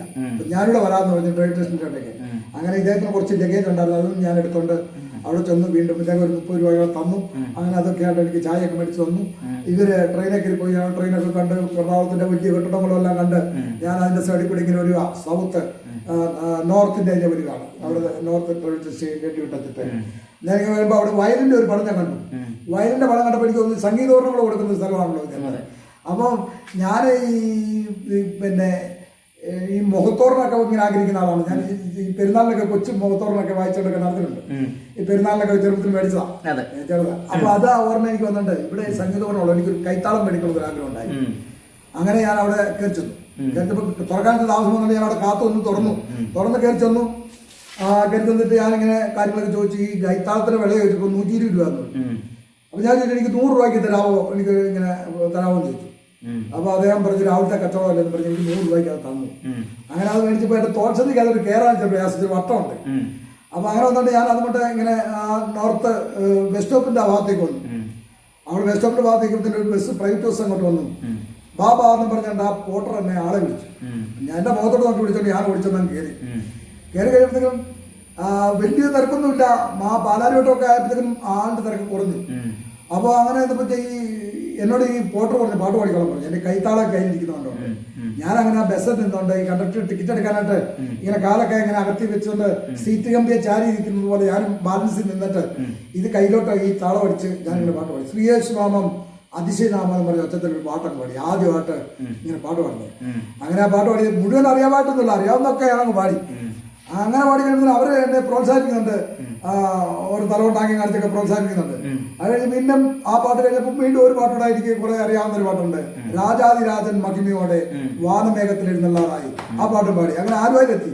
കരിമ്പുകൊണ്ട് എൻ്റെ വീട്ടിലോട്ട് പോകാൻ പോയ ഞാൻ ഇങ്ങനെ കിടന്ന് കറങ്ങ. അങ്ങനെ ആലുവയിലെത്തി കഴിഞ്ഞപ്പം അവിടെ ഒരു ജംഗ്ഷൻ ചെന്നു. അവിടെ ഇറങ്ങി. അവിടെ ആ സീനത്ത് ജംഗ്ഷൻ എന്ന് പറഞ്ഞൊരു ജംഗ്ഷൻ ഉണ്ട്. ഒരു തിയേറ്ററിന്റെ പേരാ സീനത്തെന്ന്. അവിടെ പ്രൈവറ്റ് ബസ്സുകളൊക്കെ കൊണ്ട് നിർത്തുന്ന പെരുമ്പാവൂരേക്കുള്ളതും തൃപ്പൂണിത്തുറയിലോട്ടുള്ളതും കിഴക്കമ്പല ഭാഗത്തേക്കുള്ള പ്രൈവറ്റ് ബസ്സുകൾ കൊണ്ട് നിർത്തുന്ന ഒരു ജംഗ്ഷനും ഈ തിയേറ്ററിന്റെ ജംഗ്ഷനും ഒക്കെയാണ്. ആ 2 തിയേറ്റർ അടുത്തടുത്തിരിക്കുന്നത്. അപ്പോൾ ഒരുപാട് ആളുകൾ നിൽക്കുന്ന ഒരു ജംഗ്ഷനാണ്. അങ്ങനെയുള്ള ആ ജംഗ്ഷനിലാണ് വന്ന് ഞാൻ ഇറങ്ങിയത്. അങ്ങനെ ഇറങ്ങിയത് കൊണ്ട് ഞാൻ അപ്പോൾ എനിക്ക് തോന്നി ഈ വണ്ടിയെ വെച്ച് പാടിയവർ ഇവിടെ വെച്ച് ഒരു പാട്ടം പാടി, അവിടെ വെച്ച് ഒരു പാട്ടം പാടി. അപ്പോൾ എനിക്കൊരാൾ ഒരു നാരങ്ങാവെള്ളം മേടിച്ചു തന്നു. ഒരാൾ എനിക്ക് 15 രൂപ പ്യൂർ ഉണ്ടോളാൻ പറഞ്ഞു. അന്ന് 12 രൂപ ഊണുള്ളൂ. അങ്ങനെ ഞാൻ കാൽനട ഇങ്ങനെ നടപ്പങ്ങ് തുടങ്ങി. ഈ കൈത്താളം വരച്ച് പാട്ടൊക്കെ പാടി 2 വർഷം ആ നടപ്പ് നടന്നു. ആ യാത്രക്കിടയിൽ ഒരുപാട് അനുഭവങ്ങളുണ്ട്. എത്ര വിശദീകരിക്കണമെന്ന് പറഞ്ഞാൽ അല്ല, എത്ര വിശദീകരിക്കാൻ അനുവദിച്ചാലും ഇത് മൊത്തം പറയണമെങ്കിൽ അത്രയും ദിവസം തന്നെ വേണം. അതുപോലെ ഉണ്ട്. അവിടെ ഞാൻ ചുരുക്കുക. അങ്ങനെ അവിടുന്ന് ഈ ഇത് മുഖാന്തരം എനിക്ക് ആ യാത്രക്കിടയിൽ തന്നെ എനിക്കൊരു ഹൈസ്കൂൾ എസ് മാസ്റ്റർ അയക്കുന്ന ഒരാളെ പരിചയപ്പെടാൻ വേണ്ടിയിട്ടായിരുന്നു. ഹൈസ്കൂളിന്റെ എസ് മാസ്റ്ററാണ് ഇദ്ദേഹം. തോളയിലുള്ളതാണ് അദ്ദേഹം. പരിചയപ്പെടാൻ കാരണം ഞാനിങ്ങനെ പാട്ടൊക്കെ പാടി ഇങ്ങനെ ഓടക്കാടി എന്ന് പറഞ്ഞ സ്ഥലത്ത് നിന്നുകൊണ്ട് ഈ സുവിശേഷം പറഞ്ഞു കഴിയുമ്പോൾ നേരെ പോയി. രാത്രി ആയി കഴിഞ്ഞപ്പോഴത്തേക്കിനും അവിടെ വെച്ച ഒരാളെ കണ്ടുപിട്ടി പുള്ളിയോട് സുവിശേഷം സ്വീകരിക്കുന്ന ആളാണ്. പുള്ളി എന്നെ പുള്ളിയുടെ വീട്ടിലോട്ട് വിളിച്ചിട്ടുണ്ട്. ഒരു കൊച്ചു വീടാണ്, ഓടിട്ട വീട്, ഒരു കല്ല് കെട്ടിയ വീട്, അങ്ങനെയൊക്കെ ഉള്ള വീടാണ്. ഇദ്ദേഹം എല്ലാ 2ാം ശനിയാഴ്ചയും ഈ മൂവാറ്റുപുഴ വെച്ചൊരു പ്രാർത്ഥനാ യോഗമുണ്ട്, ധ്യാനവും. ആ യോഗത്തിലേക്ക് പോകുന്ന ആളാണ്. അപ്പോൾ ഇദ്ദേഹം പിറ്റേ ദിവസം 2ാം ശനിയാഴ്ച അങ്ങോട്ട് എന്നെ കൊണ്ടുപോകാനായിട്ട് തീരുമാനിച്ചു. അങ്ങനെ എന്നെ ഞാൻ കൂടെ പോവാണ്. അവിടെ ചെന്ന് കഴിയുമ്പോൾ ഞാനിങ്ങനെ ഫ്രണ്ടിൽ പോയി എൻ്റെ കൈത്താളമൊക്കെ താത്തി വെച്ച് തോക്കിലേക്ക് താത്തി വെച്ച് പിള്ളേരിരിക്കുന്ന ഭാഗത്ത് പോയി ഞാൻ മുട്ടുമടക്കി അവിടെ ഇരുന്നു. കസാര ബെഞ്ചും ഒക്കെ പുറകിലുണ്ട്. അങ്ങനെ ഇരുന്നു. ഒത്തിരി ആളുകൾ കൂടുന്ന ഒരു മീറ്റിംഗ് ആണ് മൂവാറ്റുപുഴ ഒരു സ്കൂളിൽ വെച്ചാണ് അന്ന് നടന്നത്. പല സ്ഥലങ്ങളിൽ അവർ മാറി മാറി നടത്തും. അങ്ങനെ ആ സ്കൂളിൽ വെച്ച് നടന്നപ്പോൾ ഞാൻ ഇങ്ങനെ ഫ്രണ്ടിരിക്കുകയാണ്. അറിയാവുന്ന പാട്ടൊക്കെ വന്നപ്പോൾ ഞാൻ ഇങ്ങനെ താളമൊക്കെ അടിച്ചു കൊടുത്ത് പാടി. ഈ എന്നെ കൊണ്ടുപോയ ആളുടെ പേര് ടോണി എന്നാണ്. അദ്ദേഹം ഫ്രണ്ടിലെ സ്റ്റേജിൽ ചെന്നിട്ട് ആ സ്റ്റേജ് ഈ പ്രാർത്ഥനയോഗം ലീഡ് ചെയ്യുന്നൊരു ദേവദാസനുണ്ട്, ഈ സ്കൂളിലെ മാസ്റ്റർ KP എബ്രാഹിം എന്ന് പറയും. അദ്ദേഹമാണ് ഈ പാട്ടൊക്കെ ലീഡ് ചെയ്യുന്നത്. അദ്ദേഹത്തോട് എന്നെ ചൂണ്ടിക്കാണിച്ചു ഞാൻ ഇരിക്കുന്ന ആള് ഒരു ഹിന്ദു ആയിരുന്നു, മാനസിക രോഗം പിടിച്ചിട്ട് നടന്ന ആളാണ്. ഇപ്പം പുള്ളി ഇങ്ങനെ പാട്ടൊക്കെ പാടി യേശുവിനെ സാക്ഷി നടക്കാൻ പറ്റും. അപ്പൊ എന്നെ സ്റ്റേജിലേക്ക് വിളിച്ചു. എങ്ങനെ ചുരുക്കം വാക്കുകൾ സാക്ഷ്യം പറയാൻ പറ്റും. അങ്ങനെ ആദ്യമായിട്ട് ഒരു മൈക്കിന്റെ മുമ്പിലോട്ട് സാക്ഷ്യം പറയാൻ പറ്റും. അങ്ങനെ സാക്ഷ്യം കഴിഞ്ഞപ്പം ആ യോഗം കഴിഞ്ഞ് എന്നെ ഒരു കാറെ കയറ്റിക്കൊണ്ട് പോയി. ആ സാറിന്റെ കാറെ കയറ്റി പുള്ളിയുടെ വീട്ടിൽ കൊണ്ടുവന്നു. പുള്ളിയുടെ വീട്ടിൽ കൊണ്ട് വന്ന് വൈകിട്ട് ഒരു പ്രാർത്ഥന യോഗമായിരുന്നു. കുറേ ആൾക്കാരൊക്കെ ഫോൺ ചെയ്തൊക്കെ വന്നു. ഉദ്യോഗസ്ഥരായിരിക്കുന്ന ആളുകളൊക്കെയാണ് വന്നത്. പോലീസുകാരുണ്ട്, അധ്യാപകരുണ്ട്, അങ്ങനെ പല രീതിയിലുള്ള ആൾക്കാരൊക്കെ ആ മീറ്റിങ്ങിന് വന്നു. ആ മീറ്റിങ്ങിന് വന്നപ്പോൾ വന്ന ആൾക്കാരോട് ചോദിച്ചു എന്നെ പരിചയപ്പെട്ട് ഇങ്ങനെ ആ മീറ്റിങ്ങിൽ വന്നവരാരും തന്നെ ഈ മൂവാറ്റുപുഴ നടന്ന മീറ്റിങ്ങിലേക്ക് വന്നവരല്ല. 2-3 പേരെ ആ കൂടെ ഉള്ളൂ. അതുകൊണ്ട് ഈ സാർ എഴുന്നേറ്റ് പറഞ്ഞു, ഇന്ന് പകൽ ഞാനൊരു സാധനത്തിനെ പരിചയപ്പെട്ടിട്ടുണ്ട്, അതിനെ നിങ്ങളെ പരിചയപ്പെടുത്താന്ന് പറഞ്ഞ് എന്നെ പരിചയപ്പെടുത്തി. ഞാൻ എഴുന്നേറ്റ് എന്നിട്ട് സാക്ഷ്യം കുറിച്ച് പറഞ്ഞു. അവിടെ അങ്ങനെ പറഞ്ഞു കഴിഞ്ഞപ്പം ഇവരെനിക്ക് വേണ്ടി ഒരു സ്വോത്രാഴ്ച എടുത്തു. സ്വോത്രാഴ്ച എടുക്കാൻ പാത്രമില്ല, എൻ്റെ ഈ കൈത്താളം അതിനകത്തേക്കാണ് സ്വോത്രാഴ്ച ഇട്ടത്. അങ്ങനെ ആദ്യമായിട്ട് സ്വോത്രാഴ്ച എനിക്ക് എടുത്ത് തരികയാണ് അവരെ. അതുകൊണ്ട് പിറ്റേ ദിവസം എന്നെ അവരുടെ കാറയിൽ എന്നെ കോതമംഗലം സ്റ്റോപ്പിൽ കൊണ്ടുവിട്ടു. ഞാൻ അങ്ങനെ വീട്ടിലോട്ട് പോകുമ്പോഴാണ് അവിടെ വെച്ച് തലേദിവസത്തെ മീറ്റിംഗിൽ ഉണ്ടായിരുന്ന ഒരാളെ കണ്ടു. കോതമംഗലത്ത് നിന്ന് മൂവാറ്റുപുഴ റൂട്ടിൽ 1-ാം മൈൽ എന്ന് പറയുന്ന സ്ഥലമുണ്ട്. അവിടെയാണ് അവർ താമസിക്കുന്നത്. അവിടുത്തെ അഡ്രസ്സും ഫോൺ നമ്പറും ഒക്കെ തന്ന് അവരങ്ങോട്ട് പോയി. എന്നോട് പറഞ്ഞു വരാൻ പറഞ്ഞു. രാവിലെ എല്ലാം പറഞ്ഞു. അങ്ങനെ രാവിലെ ചെന്നപ്പം അവിടെ വീടിന്റെ സെറ്റൗട്ടിലൊരു സൈക്കിളൊക്കെ അവിടെ ഇരിപ്പുണ്ട്. എനിക്ക് ഈ സൈക്കിൾ തരികയാണ്, കൊണ്ടുപോയി അതിന്റെ ടയർ മാറിയിട്ടിട്ട് കയറിക്കൊള്ളാൻ പറഞ്ഞു. അങ്ങനെ എനിക്ക് ഒരു സൈക്കിൾ തന്നു. ഞാനൊരു സൈക്കിൾ ആഗ്രഹിച്ചിരിക്കുകയായിരുന്നു. അങ്ങനെയുള്ളതുകൊണ്ട് ആ സൈക്കിൾ എനിക്ക് കിട്ടി. ആ സൈക്കിള് ടയറൊക്കെ മാറി ഞാൻ അവിടുന്ന് കയറാൻ അറിയത്തില്ല. മൂവാറ്റുപുഴ നിന്ന് കരിമോട് വരെ ഞാൻ തള്ളിക്കൊണ്ടാണ് പോയത്.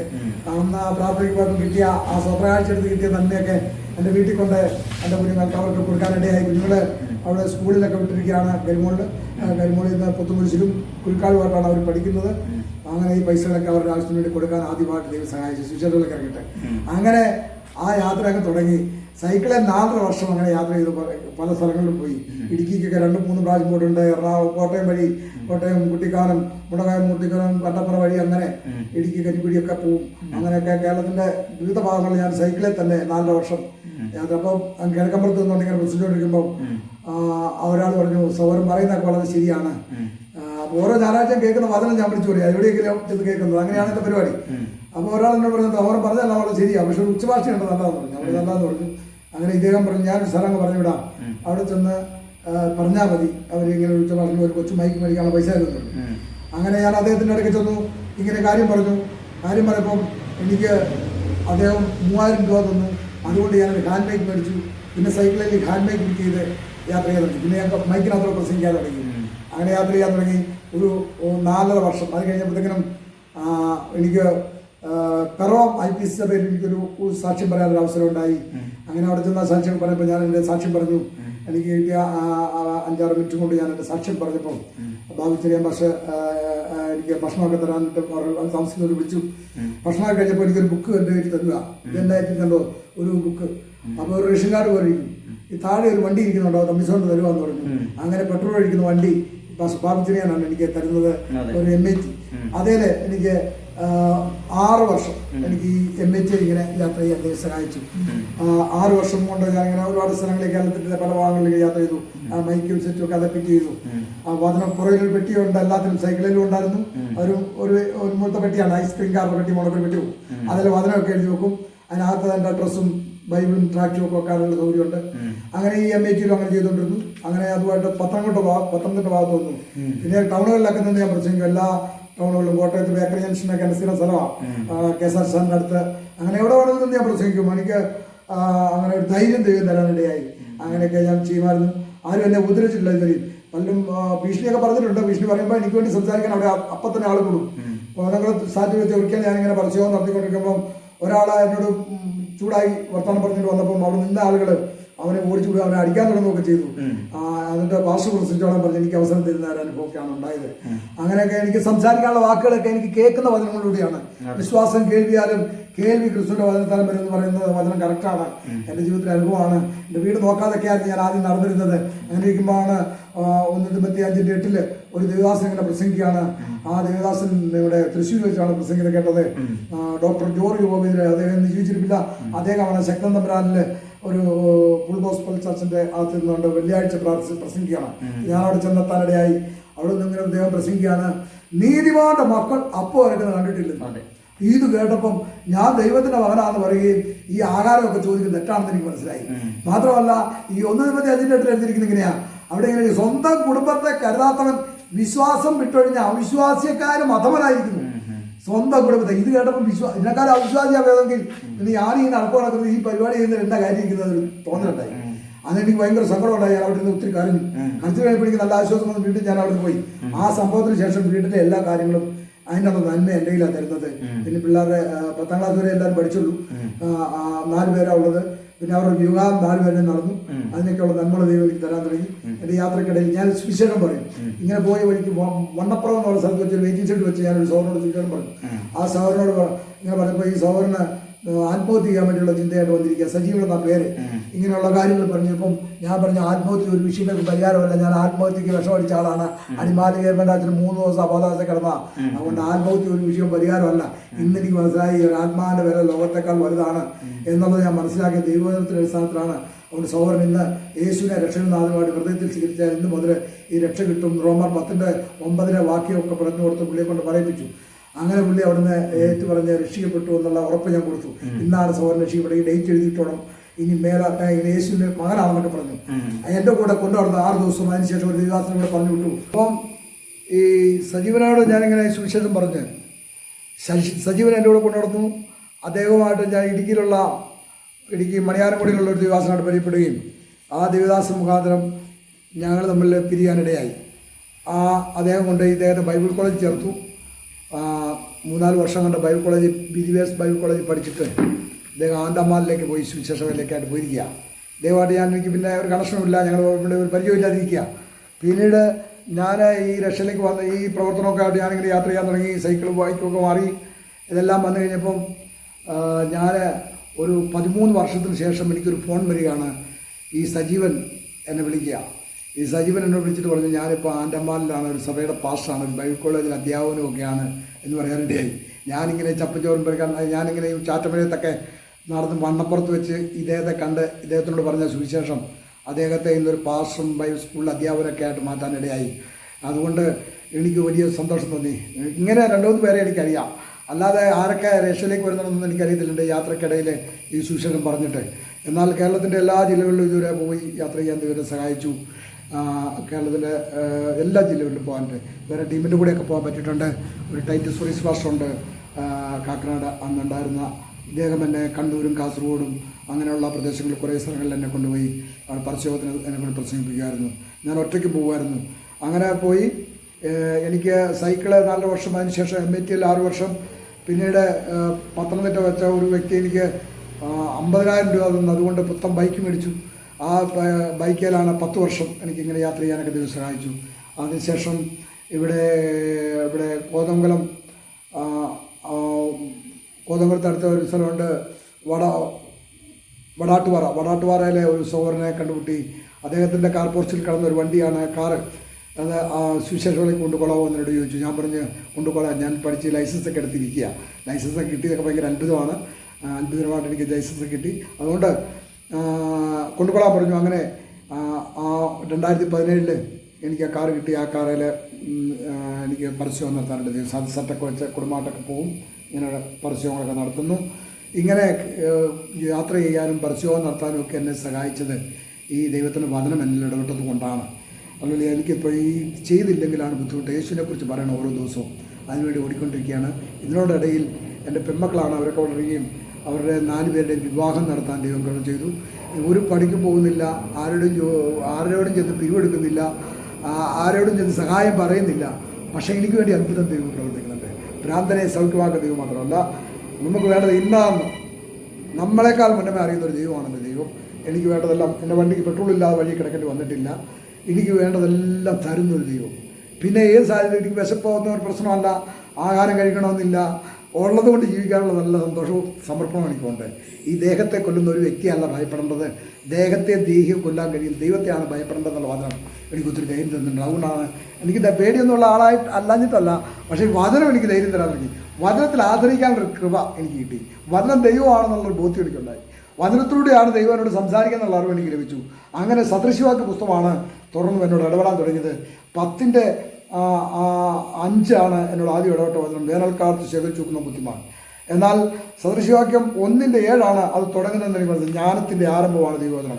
എന്നാൽ സദൃശവാക്യം 2:1 മുതലാണ് എനിക്ക് മനസ്സിലായത് ഇത് യേശുവിനെ സാക്ഷിക്കേണ്ടതാണെന്നൊക്കെയുള്ള ബുദ്ധി കിട്ടിയത്. അവിടെ ഇങ്ങനെ പറയുന്നത്, മകനെ ജ്ഞാനത്തിന് ചെവി കൊടുക്കും, ബോധനത്തിൻ്റെ ഹൃദയം ചായ്ക്കം ചെയ്യേണ്ടതിന് എൻ്റെ വചനങ്ങളെ കൈക്കൊണ്ട് എൻ്റെ കൽപ്പനകളെ നിൻ്റെ ഉള്ളിൽ സംഗ്രഹിച്ചാൽ നീ ബോധത്തിനായി വിളിച്ചതുള്ളൂ. പിന്നെ ചെയ്യേണ്ട വിവേകത്തിനോട് ശബ്ദം കേൾക്കണം. അപ്പോൾ ക്രിസ്തുവിനെ സാക്ഷിക്കുന്നതാണുള്ള ബോധ്യം എനിക്ക് അതിലൂടെ ലഭിക്കുന്നത്. വിവേകത്തിനോട് ശബ്ദം ഉയർത്തുന്നത് അതിനെ നീ വെള്ളിയെപ്പോലെ അന്വേഷിച്ച് നിക്ഷേപങ്ങളെപ്പോലെ തിരിയണം. പണവും പ്രതാപവും ഉണ്ടാക്കുന്ന പോലെ ഈ ജ്ഞാനത്തെ അന്വേഷിക്കണം. ഇതിനെ വെള്ളിയെപ്പോലെ അന്വേഷിച്ച് നിക്ഷേപങ്ങളെപ്പോലെ തിരയുന്നു എങ്കിൽ നീ യഹോഭക്തി ഗ്രഹിക്കുകയും ദൈവജ്ഞാനം കണ്ടെത്തുകയും ചെയ്യും. ഇത്രയും ചെയ്താലേ ഈ ദൈവഭക്തി കിട്ടുള്ളൂ. യഹോഭക്തിയാണ് ജ്ഞാനത്തിൻ്റെ ആരംഭം. ഇത് കിട്ടണേ കുറേ പ്രസംഗം കേട്ടാലോ വരയിട്ടാലോ എഴുതിയെടുത്താലോ ഒന്നും നടക്കത്തില്ല. പിന്നെ കർത്താവിന് വേണ്ടി വെളിപ്പെടാൻ തയ്യാറാകണമെന്ന് എനിക്ക് മനസ്സിലായി. മത്തായി സുവിശേഷം 10:14 രൂപയ്ക്ക് എനിക്ക് കിട്ടുവാനുണ്ട്. മനുഷ്യൻ്റെ മുമ്പിൽ എന്നെ ഏറ്റുപറഞ്ഞ ഏവനെയും സ്വർഗസ്ഥനായ ഒരു പിതാവിൻ്റെ മുമ്പിൽ ഞാനും ഏറ്റുപറയും. ഇങ്ങനെ അനവധി വചനങ്ങൾ പല ഭാഗത്തു നിന്നൊക്കെ എനിക്ക് കേൾക്കാനുള്ള അവസരങ്ങളുണ്ടായി. അതൊക്കെ എനിക്ക് കൂടുതൽ ഉറപ്പുണ്ടാക്കി തന്നു. അങ്ങനെ ഞാനിങ്ങനെ പോകുമ്പോൾ എന്നോട് ആദ്യമേ സമയങ്ങളിൽ എന്നോട് ഒരാൾ ചോദിച്ചു, ചില വചനമൊക്കെ അറിയാത്ത ഒരാളെന്നോട് ചോദിക്കുക, ഇയാൾ നീ ഒറ്റയ്ക്ക് നടക്കുന്നേ? യേശു 70 പേരെ വിളിച്ചിട്ട് ഈ 2 പേരെയാണ് വിട്ടത്, ഇയാൾ ഒറ്റയ്ക്ക് നടക്കുന്നത് എന്നാ പരിപാടിയാണെന്ന് ചോദിച്ചു. അപ്പോൾ എനിക്കതിന് മറുപടി വരാൻ അറിയത്തില്ലാന്ന് ഞാൻ പറഞ്ഞില്ല. അങ്ങനെ എങ്കിലും ഞാൻ ഓർത്ത് എനിക്ക് സൗഖ്യം കിട്ടിയില്ല എന്നോർത്ത് ഞാനങ്ങ് പോകും. പക്ഷേ എൻ്റെ മനസ്സങ്ങ് ഇടിച്ച് കളയുന്ന പോലെ പുള്ളി സംസാരിച്ചത് എനിക്ക് ഭയങ്കര വിഷമമുണ്ടായി. അങ്ങനെ പോയി ഒരിക്കൽ വീണ്ടും അടിമാലി ഭാഗത്തെത്തി അവിടെ ഒരു കൺവെൻഷനിൽ ഒരു ദിവദാസം പ്രസംഗിക്കുക. അദ്ദേഹം പ്രസംഗിക്കുന്ന തിമോത്തിയോസ് 5:8 നിന്നാണ്. 5:18 തിമോത്തിയോസ് അല്ല, ഹല്ലേലൂയ. അദ്ദേഹം സ്തോത്രം മാർക്കോസിൻ്റെ സുവിശേഷം 5:18 നിന്ന് അദ്ദേഹം പ്രസംഗിക്കുന്നത്. മാർക്കോസിൻ്റെ സുവിശേഷം 5:18 അവിടെ ഇങ്ങനെ എഴുതിക്കുന്നത്, ഗദരദേശത്ത് വെച്ച് ലഘ്യം ബാധിച്ചൊരു മനുഷ്യൻ യേശുവിൻ്റെ മുമ്പാകെ വരികയും യേശുവിൻ്റെ ഭൂതത്തെ എല്ലാം സാധിച്ചു വിട്ട് ഇവൻ ജന്മന വസ്ത്രം ധരിക്കാത്തവനാണ്, ഇവൻ കല്ലുകൊണ്ട് തന്നെ നിന്ന് ചതയ്ക്കുന്നവനാണ്, ഇതിൻ്റെ ആ സ്വഭാവങ്ങളൊക്കെയാണ് ആ ഭാഗത്ത് പറയുന്നത്. അങ്ങനെ വരുന്ന വ്യക്തി യേശുവിന് മുമ്പാകെ വന്നപ്പം യേശു ഈ മനുഷ്യൻ്റെ ഭൂതത്തെ എല്ലാം സാധിച്ചു വിടുകയും 2000 പന്നിയുടെ മേലത് കയറി അത് കടലിൽ പോയി കടന്തോക്കോട് ചത്തു. ഇങ്ങനെയൊക്കെയുള്ള വിശദീകരണങ്ങളും പ്രസംഗങ്ങളുമാണ് അവിടെ കിട്ടുന്നത്. എന്നാൽ എനിക്ക് അതിനകത്ത് തന്നെ ആകർഷിച്ചത് എന്താണെന്ന് ചോദിച്ചാൽ, ഇവൻ്റെ പാർപ്പ് ശവക്കല്ലറകളിലായിരുന്നു ഈ ലഘുവൻ. അപ്പം ഞാൻ ഈ പാണ്ടിപ്പാറ എന്നൊരു സ്ഥലത്ത് ഈ മാനസികരോഗമായിട്ട് നടന്നപ്പം അവിടുത്തെ കുരിശൊക്കെ എടുത്ത് പിടിച്ചോണ്ട് ചവക്കോട്ടെല്ലാം കുരിശും ഒക്കെ പിടിച്ചോണ്ടൊക്കെ ഞാൻ നടന്നിട്ടുണ്ട്. അവൻ ശവക്കല്ലർ പാർക്കുന്ന പോലെ ഞാൻ ഈ ചവക്കോട്ടൊക്കെ കാത്തോട് നടക്കുമായിരുന്നു. അപ്പം ഞാൻ ഇവരൊക്കെ ശരിയായിരുന്നല്ലോ എന്നൊരു ഓർമ്മ. ഇവൻ്റെ പാർപ്പ് ശവക്കല്ലറിന് ചങ്ങലോട്ട് പോലെ ഇവനെ ബന്ധിക്കാൻ കഴിഞ്ഞിരുന്നില്ല. ലഘുവൻ ബാധിച്ചോനെ അവൻ്റെ ഈ ചരിത്രമെല്ലാം ഞാനിങ്ങനെ കേട്ടപ്പം ഇവനും ഞാനും ഒരുപോലെ ആയിരുന്നല്ലോ. എന്നാൽ ഇവൻ സൗഖ്യം പ്രാപിച്ച് വസ്ത്രം ധരിച്ചു, വലിയ അതിശയമായി. യേശു ഇവൻ്റെ ഭൂതത്തെല്ലാം സാധിച്ചപ്പോൾ ഇവൻ സുബോധമുള്ളവനായി തുറന്നു. വസ്ത്രം ധരിച്ചപ്പം യേശുവിൻ്റെ അടുക്കലേക്ക് വന്നു. യേശു ഒരു പടയിൽ കയറി യാത്ര ചെയ്യാൻ തുടങ്ങുകയാണ്. യേശുവിൻ്റെ അടുത്ത് വന്ന് ചോദിക്കുക, കർത്താവേ ഞാൻ കൂടെ നിന്നോട് പോരട്ടെ എന്ന്. യേശുവിനെ അനുവദിച്ചില്ല, ഇവനെ പടകിലോട്ട് കയറ്റില്ല. ഇവനോട് പറഞ്ഞു, ദൈവം നിന്നോട് കരുണ കാണിച്ചതും നിന്നെ സൗഖ്യമാക്കിയത് നിൻ്റെ വീട്ടിൽ നിനക്കുള്ളവരോട് തനിക്കാൻ പറഞ്ഞു. ഇവൻ ഒറ്റയ്ക്ക് പോയി തെക്കപ്പെടുന്നവിടെ മുഴുവൻ മോഷിച്ചു എന്നാണ് പറയുന്നത്. അപ്പോൾ എനിക്കും ധൈര്യമായി. ഇതവിടെ കേട്ടു. ഇവൻ ഒറ്റയ്ക്ക് തെക്കപ്പെടുന്നാന്ന് പറഞ്ഞാൽ 10 പട്ടണങ്ങളെ ചുറ്റപ്പെട്ട സ്ഥലമാണെന്ന് ആ പാസ്റ്റർ തന്നെ അതിൻ്റെ അർത്ഥമൊക്കെ പറഞ്ഞു തരുക. അപ്പോൾ ആ പ്രദേശം മുഴുവൻ യേശുവിനെ ആകർഷിച്ച് ഇവന് ഒറ്റയ്ക്കാണ്. അപ്പോൾ ഇനി ആരെങ്കിലും ചോദിച്ചാൽ മർക്കോസിൻ്റെ സുവിശേഷം 5-ാം അധ്യായത്തിൽ 18-ാം വാക്യത്തിൽ ഇങ്ങനെ പറയുന്നുണ്ട് എന്ന് പറഞ്ഞാൽ മതി എന്നുള്ള ചിന്തയിൽ ഞാൻ അന്ന് ഒറ്റയ്ക്ക് മനസ്സിൽ വെച്ചുകൊണ്ട് ഞാൻ ഒറ്റയ്ക്ക് പോകാൻ തുടങ്ങി. പിന്നെ എനിക്ക് ധൈര്യമായി. പിന്നീട് ആരും ആ ചോദ്യം ചോദിച്ചില്ല. ഈ വചനം എനിക്ക് കിട്ടിക്കഴിഞ്ഞതിന് ശേഷം ഏതായാലും പറയട്ടെ, ഇങ്ങനെ വചനം എനിക്ക് ധൈര്യം തരുമായിരുന്നു. ഓരോ പ്രശ്നങ്ങൾക്കും എനിക്ക് മറുപടി തരുമായിരുന്നു. വീട് നോക്കാതെ അന്നേരം എനിക്ക് വീട് നോക്കാനായിട്ട് അന്നത്തെ തൃശ്ശൂർ വെച്ച് കേട്ട വചനമാണ്, സ്വന്തം കുടുംബത്തെ കരുതാത്തവൻ വിശ്വാസം വിട്ടൊഴിഞ്ഞ് അവിശ്വാസിയേക്കാൾ മതപനായിരിക്കുന്നു. അപ്പോൾ കുടുംബത്തെ കരുതണമെന്നുള്ള ചിന്ത എന്നിൽ വന്നതേ ഉള്ളൂ. കുടുംബത്തെ കരുതാനുള്ള നന്മ എനിക്ക് തരാൻ തുടങ്ങി ദൈവം. സകല നന്മകളും വചനത്തിലുണ്ട്. ദൈവത്തിന് വചനം, ആകാശത്തെയും ഭൂമിയെയും ഉണ്ടാക്കിയ ദൈവമാണ് നമ്മുടെ ദൈവം. ഈ ദൈവത്തിന് നമ്മുടെ കാര്യം ഒരു വിഷയമല്ല. നമുക്ക് ഇന്നത് വേണം, നമ്മേക്കാൾ മുന്നമേ ദൈവത്തിന് അറിയാം. നമ്മളെങ്ങനെ ഇത് ലഭിക്കേണ്ടതെന്ന് അറിയണമെങ്കിൽ വചനത്തിലേക്ക് നമ്മൾ വരണം. ഈ വചന അടിസ്ഥാനത്തിൽ നമ്മൾ വിശ്വസിക്കുന്നവരാ ദൈവത്തിൻ്റെ മഹത്വം കാണത്തുള്ളൂ. വിശ്വസിക്കാതെ കാണാൻ പറ്റില്ല. വിശ്വാസം ആർക്കും തനിയെ ഉണ്ടാകത്തില്ല. വിശ്വാസം കേൾവിയാലും കേൾവി ക്രിസ്തുവിൻ്റെ വചനത്താലാണ് വരുന്നത്. ഇങ്ങനെ കേൾക്കുമ്പോൾ ഉണ്ടാകുന്ന വിശ്വാസം, ആ വിശ്വാസത്തിനനുസരിച്ചാണ് ദൈവം നമുക്ക് വേണ്ടി പ്രവർത്തിക്കുന്നത്. അല്ലെങ്കിൽ അങ്ങനെ എനിക്ക് വചനം എനിക്ക് ഒരുപാട് ധൈര്യം തരാൻ തുടങ്ങി. ഇങ്ങനെ മറ്റുള്ളവർ പറയാനുള്ള ധൈര്യം ഉണ്ടായത്. ഭീരുക്കൾ ആരും ദൈവരാജ്യം അവകാശമാക്കത്തില്ലെന്ന് ഒരു ദൈവദാസൻ ഇങ്ങനെ പറഞ്ഞു. ഭീരുക്കൾ ദൈവരാജ്യം അവകാശമാക്കത്തില്ല എന്നുള്ള വചനമാണ് എൻ്റെ ഭീരുത്വമൊക്കെ പോകാൻ എന്നെ സഹായിച്ചത്. ഞാൻ ബൈബിളൊക്കെ പിടിച്ചുകൊണ്ട് പോകാൻ എനിക്ക് ആദ്യം ഭയങ്കര ലജ്ജയും പേടിയൊക്കെയായിരുന്നു. കാരണം ഞാനൊരു ഹിന്ദുവായിരുന്നു. ഇതൊക്കെ പിടിച്ചുകൊണ്ട് പോയാൽ മറ്റുള്ളവരൊക്കെ എന്നാ പറയുന്നൊക്കെ ആയിരുന്നു. പിന്നെ എൻ്റെ ലജ്ജയൊക്കെ പോയി. ഇപ്പോൾ തന്നെ ഞാൻ യാത്ര ചെയ്യുന്ന എല്ലാ വണ്ടിയിലും അതിൻ്റെ പുറത്തൊക്കെ വചനം എഴുതി വെച്ചിട്ട് നടക്കുന്നത്. ഇപ്പം വന്നിരിക്കുന്ന ഒരു വാഗണർ എന്ന് പറയുന്ന കാറാണ് എനിക്കിപ്പം 5-8 മാസമായിട്ട് ഇപ്പോൾ ഉള്ളത്. അതിന് മുമ്പ് 10 വർഷത്തോളം ഇവിടെ മാരുതി 800 ആയിരുന്നു. ഇപ്പം ഇതാണ് വാഗണറാണ്. അതിലൊക്കെ വചനമാണ്. എനിക്ക് ഹെലികോപ്റ്റർ കിട്ടിയാലും അതിനേക്കാളും വലിയ വണ്ടി ഉണ്ട്, അതേ കിട്ടിയാലും അതെല്ലാം ഞാൻ വചനം വെച്ചിട്ടുണ്ടായിരുന്നുള്ളൂ. എനിക്കിതെല്ലാം ദൈവത്തിന് തരാൻ കവലാഴിയില്ല. എന്നെ വേണമെങ്കിൽ ദൈവത്തിന് തരാൻ പറ്റും. ദൈവത്തിന് അസാധ്യമായിട്ട് ഒന്നുമില്ല. ഭ്രാന്തനെ സൗഖ്യമാക്കി ഇന്ന് ജീവിപ്പിക്കുന്ന ദൈവമാണ്. അവന് സൗഖ്യം കൊടുക്കുന്ന മാത്രമല്ല, വചനം എങ്ങനെ പറയുന്നത്, ജ്ഞാനികളെ ലജ്ജിപ്പിക്കാൻ ദൈവം ലോകത്തിൽ പോഷത്വമാനെ തിരഞ്ഞെടുക്കുന്ന വചനം പറയുന്നത്. ഒന്നുമില്ല, ഏതുമില്ലാത്തതിന് ദൈവം തിരഞ്ഞെടുക്കും. എന്നെ സംബന്ധിച്ച് ഇത് വളരെ കറക്റ്റാണ്. സ്കൂളിൽ പഠിക്കാത്ത, മറ്റു പാണ്ഡിത്യം ഒന്നുമില്ലാത്ത എനിക്ക് ഒത്തിരി ദൈവദാസന്മാരിരുന്ന പ്രസംഗിക്കുന്ന വേദികളിലൊക്കെ സാക്ഷ്യം പറയാൻ, വചനം പറയാനൊക്കെ അവസരം കിട്ടി. എനിക്ക് 2012 ഡൽഹിയിൽ ഒരു കൺവെൻഷൻ പ്രസംഗിക്കാൻ അവസരമുണ്ടായി. പള്ളിക്കുട്ടി പഠിക്കാത്ത ഞാനേ ഇങ്ങനെ ഒരു പാരമ്പര്യം പറയാനില്ലാത്ത ഈ ഒറ്റവിട്ട് നടക്കുന്ന ഞാനേ എന്നെ ഒരു ദേവദാസനെ അങ്ങോട്ട് വിളിച്ചു. ഡൽഹിയിൽ ഒരു കൺവെൻഷനിൽ ഞാൻ പ്രസംഗിച്ചു. അതിൻ്റെയൊക്കെ തെളിവുകൾ ഇതും മൊബൈലിലുണ്ട്. ഞാൻ പറഞ്ഞത്, ഞാൻ അവിടെ പറഞ്ഞാൽ വലിപ്പം പറയാനല്ല, ദൈവത്തിന് സാധിക്കും. നമ്മുടെ ബുദ്ധി കൊണ്ടുമല്ല, നമ്മുടെ കഴിവുകൊണ്ടുമല്ല അസാധ്യങ്ങളെ സാധ്യമാക്കാൻ കഴിയുന്ന ഒരു ദൈവം ജീവിക്കുന്നുണ്ട് എന്നുള്ളതിൻ്റെ തെളിവാണ് എനിക്ക് തന്ന സൗഖ്യം ഞാൻ വിശ്വസിക്കുക. അങ്ങനെ പറയാൻ ദൈവം സഹായിക്കുന്നു. ഇന്ന് എനിക്കറിയാം വചനത്തിന് മാറ്റമില്ല. ഇന്ന് ലോകത്ത് നടക്കുന്ന സംഭവങ്ങൾ ആർക്കാ സമാധാനമുള്ള? ഒരിടത്തും സമാധാനമില്ല. നമ്മെ ഞെട്ടിപ്പിക്കുന്ന സംഭവങ്ങളാണ് ഓരോ ദിവസവും നമ്മൾ കേട്ടുകൊണ്ടിരിക്കുന്നത്. ഈ കഴിഞ്ഞ ദിവസങ്ങളിലൊക്കെ ഒരു 3 വയസ്സുള്ള കൊച്ചിനെ സ്വന്തം തള്ള വെള്ളത്തിലോട്ട് എടുത്തിട്ട് കൊന്നു എന്നുള്ള വാർത്തയൊക്കെ കേട്ടപ്പോൾ നമ്മളെ ഞെട്ടിപ്പിക്കുന്ന വാർത്തയല്ലേ? സാക്ഷരത കേരളമാണ്, സുന്ദര കേരളമാണ് എന്നൊക്കെ വിശേഷിപ്പിക്കുന്ന ഈ കേരളത്തിൽ നടക്കുന്ന സംഭവങ്ങളൊക്കെ കേട്ടപ്പോൾ ഞങ്ങളുടെ അടുത്ത് വണ്ണപ്പുറം, അല്ലെങ്കിൽ ഞങ്ങൾ താമസിക്കുന്നതിന് അടുത്ത് നടന്ന സംഭവമാണ്. കമ്പക്കാനം എന്ന് പറഞ്ഞ സ്ഥലത്ത് നടന്ന സംഭവം. 4 പേരെ തല്ലിക്കൊന്നു ഒരു കുഴിയിലടക്കി. ഇത് മന്ത്രവാദം കൊണ്ട് പണം കൂടുതലുണ്ടാക്കാൻ വേണ്ടി മന്ത്രവാദം ഉണ്ടായ സ്ഥലത്തുണ്ടായ സംഭവമായത്. ഒരു കുഴി 4 പേര് തല്ലിക്കൊന്നിടുക. ഈ കേരളത്തിലെ ജനം കാണിക്കുന്ന പരിപാടിയാണ്, വിദ്യാഭ്യാസമുള്ളവർക്ക് കാണിക്കുന്ന പണിയാണ്.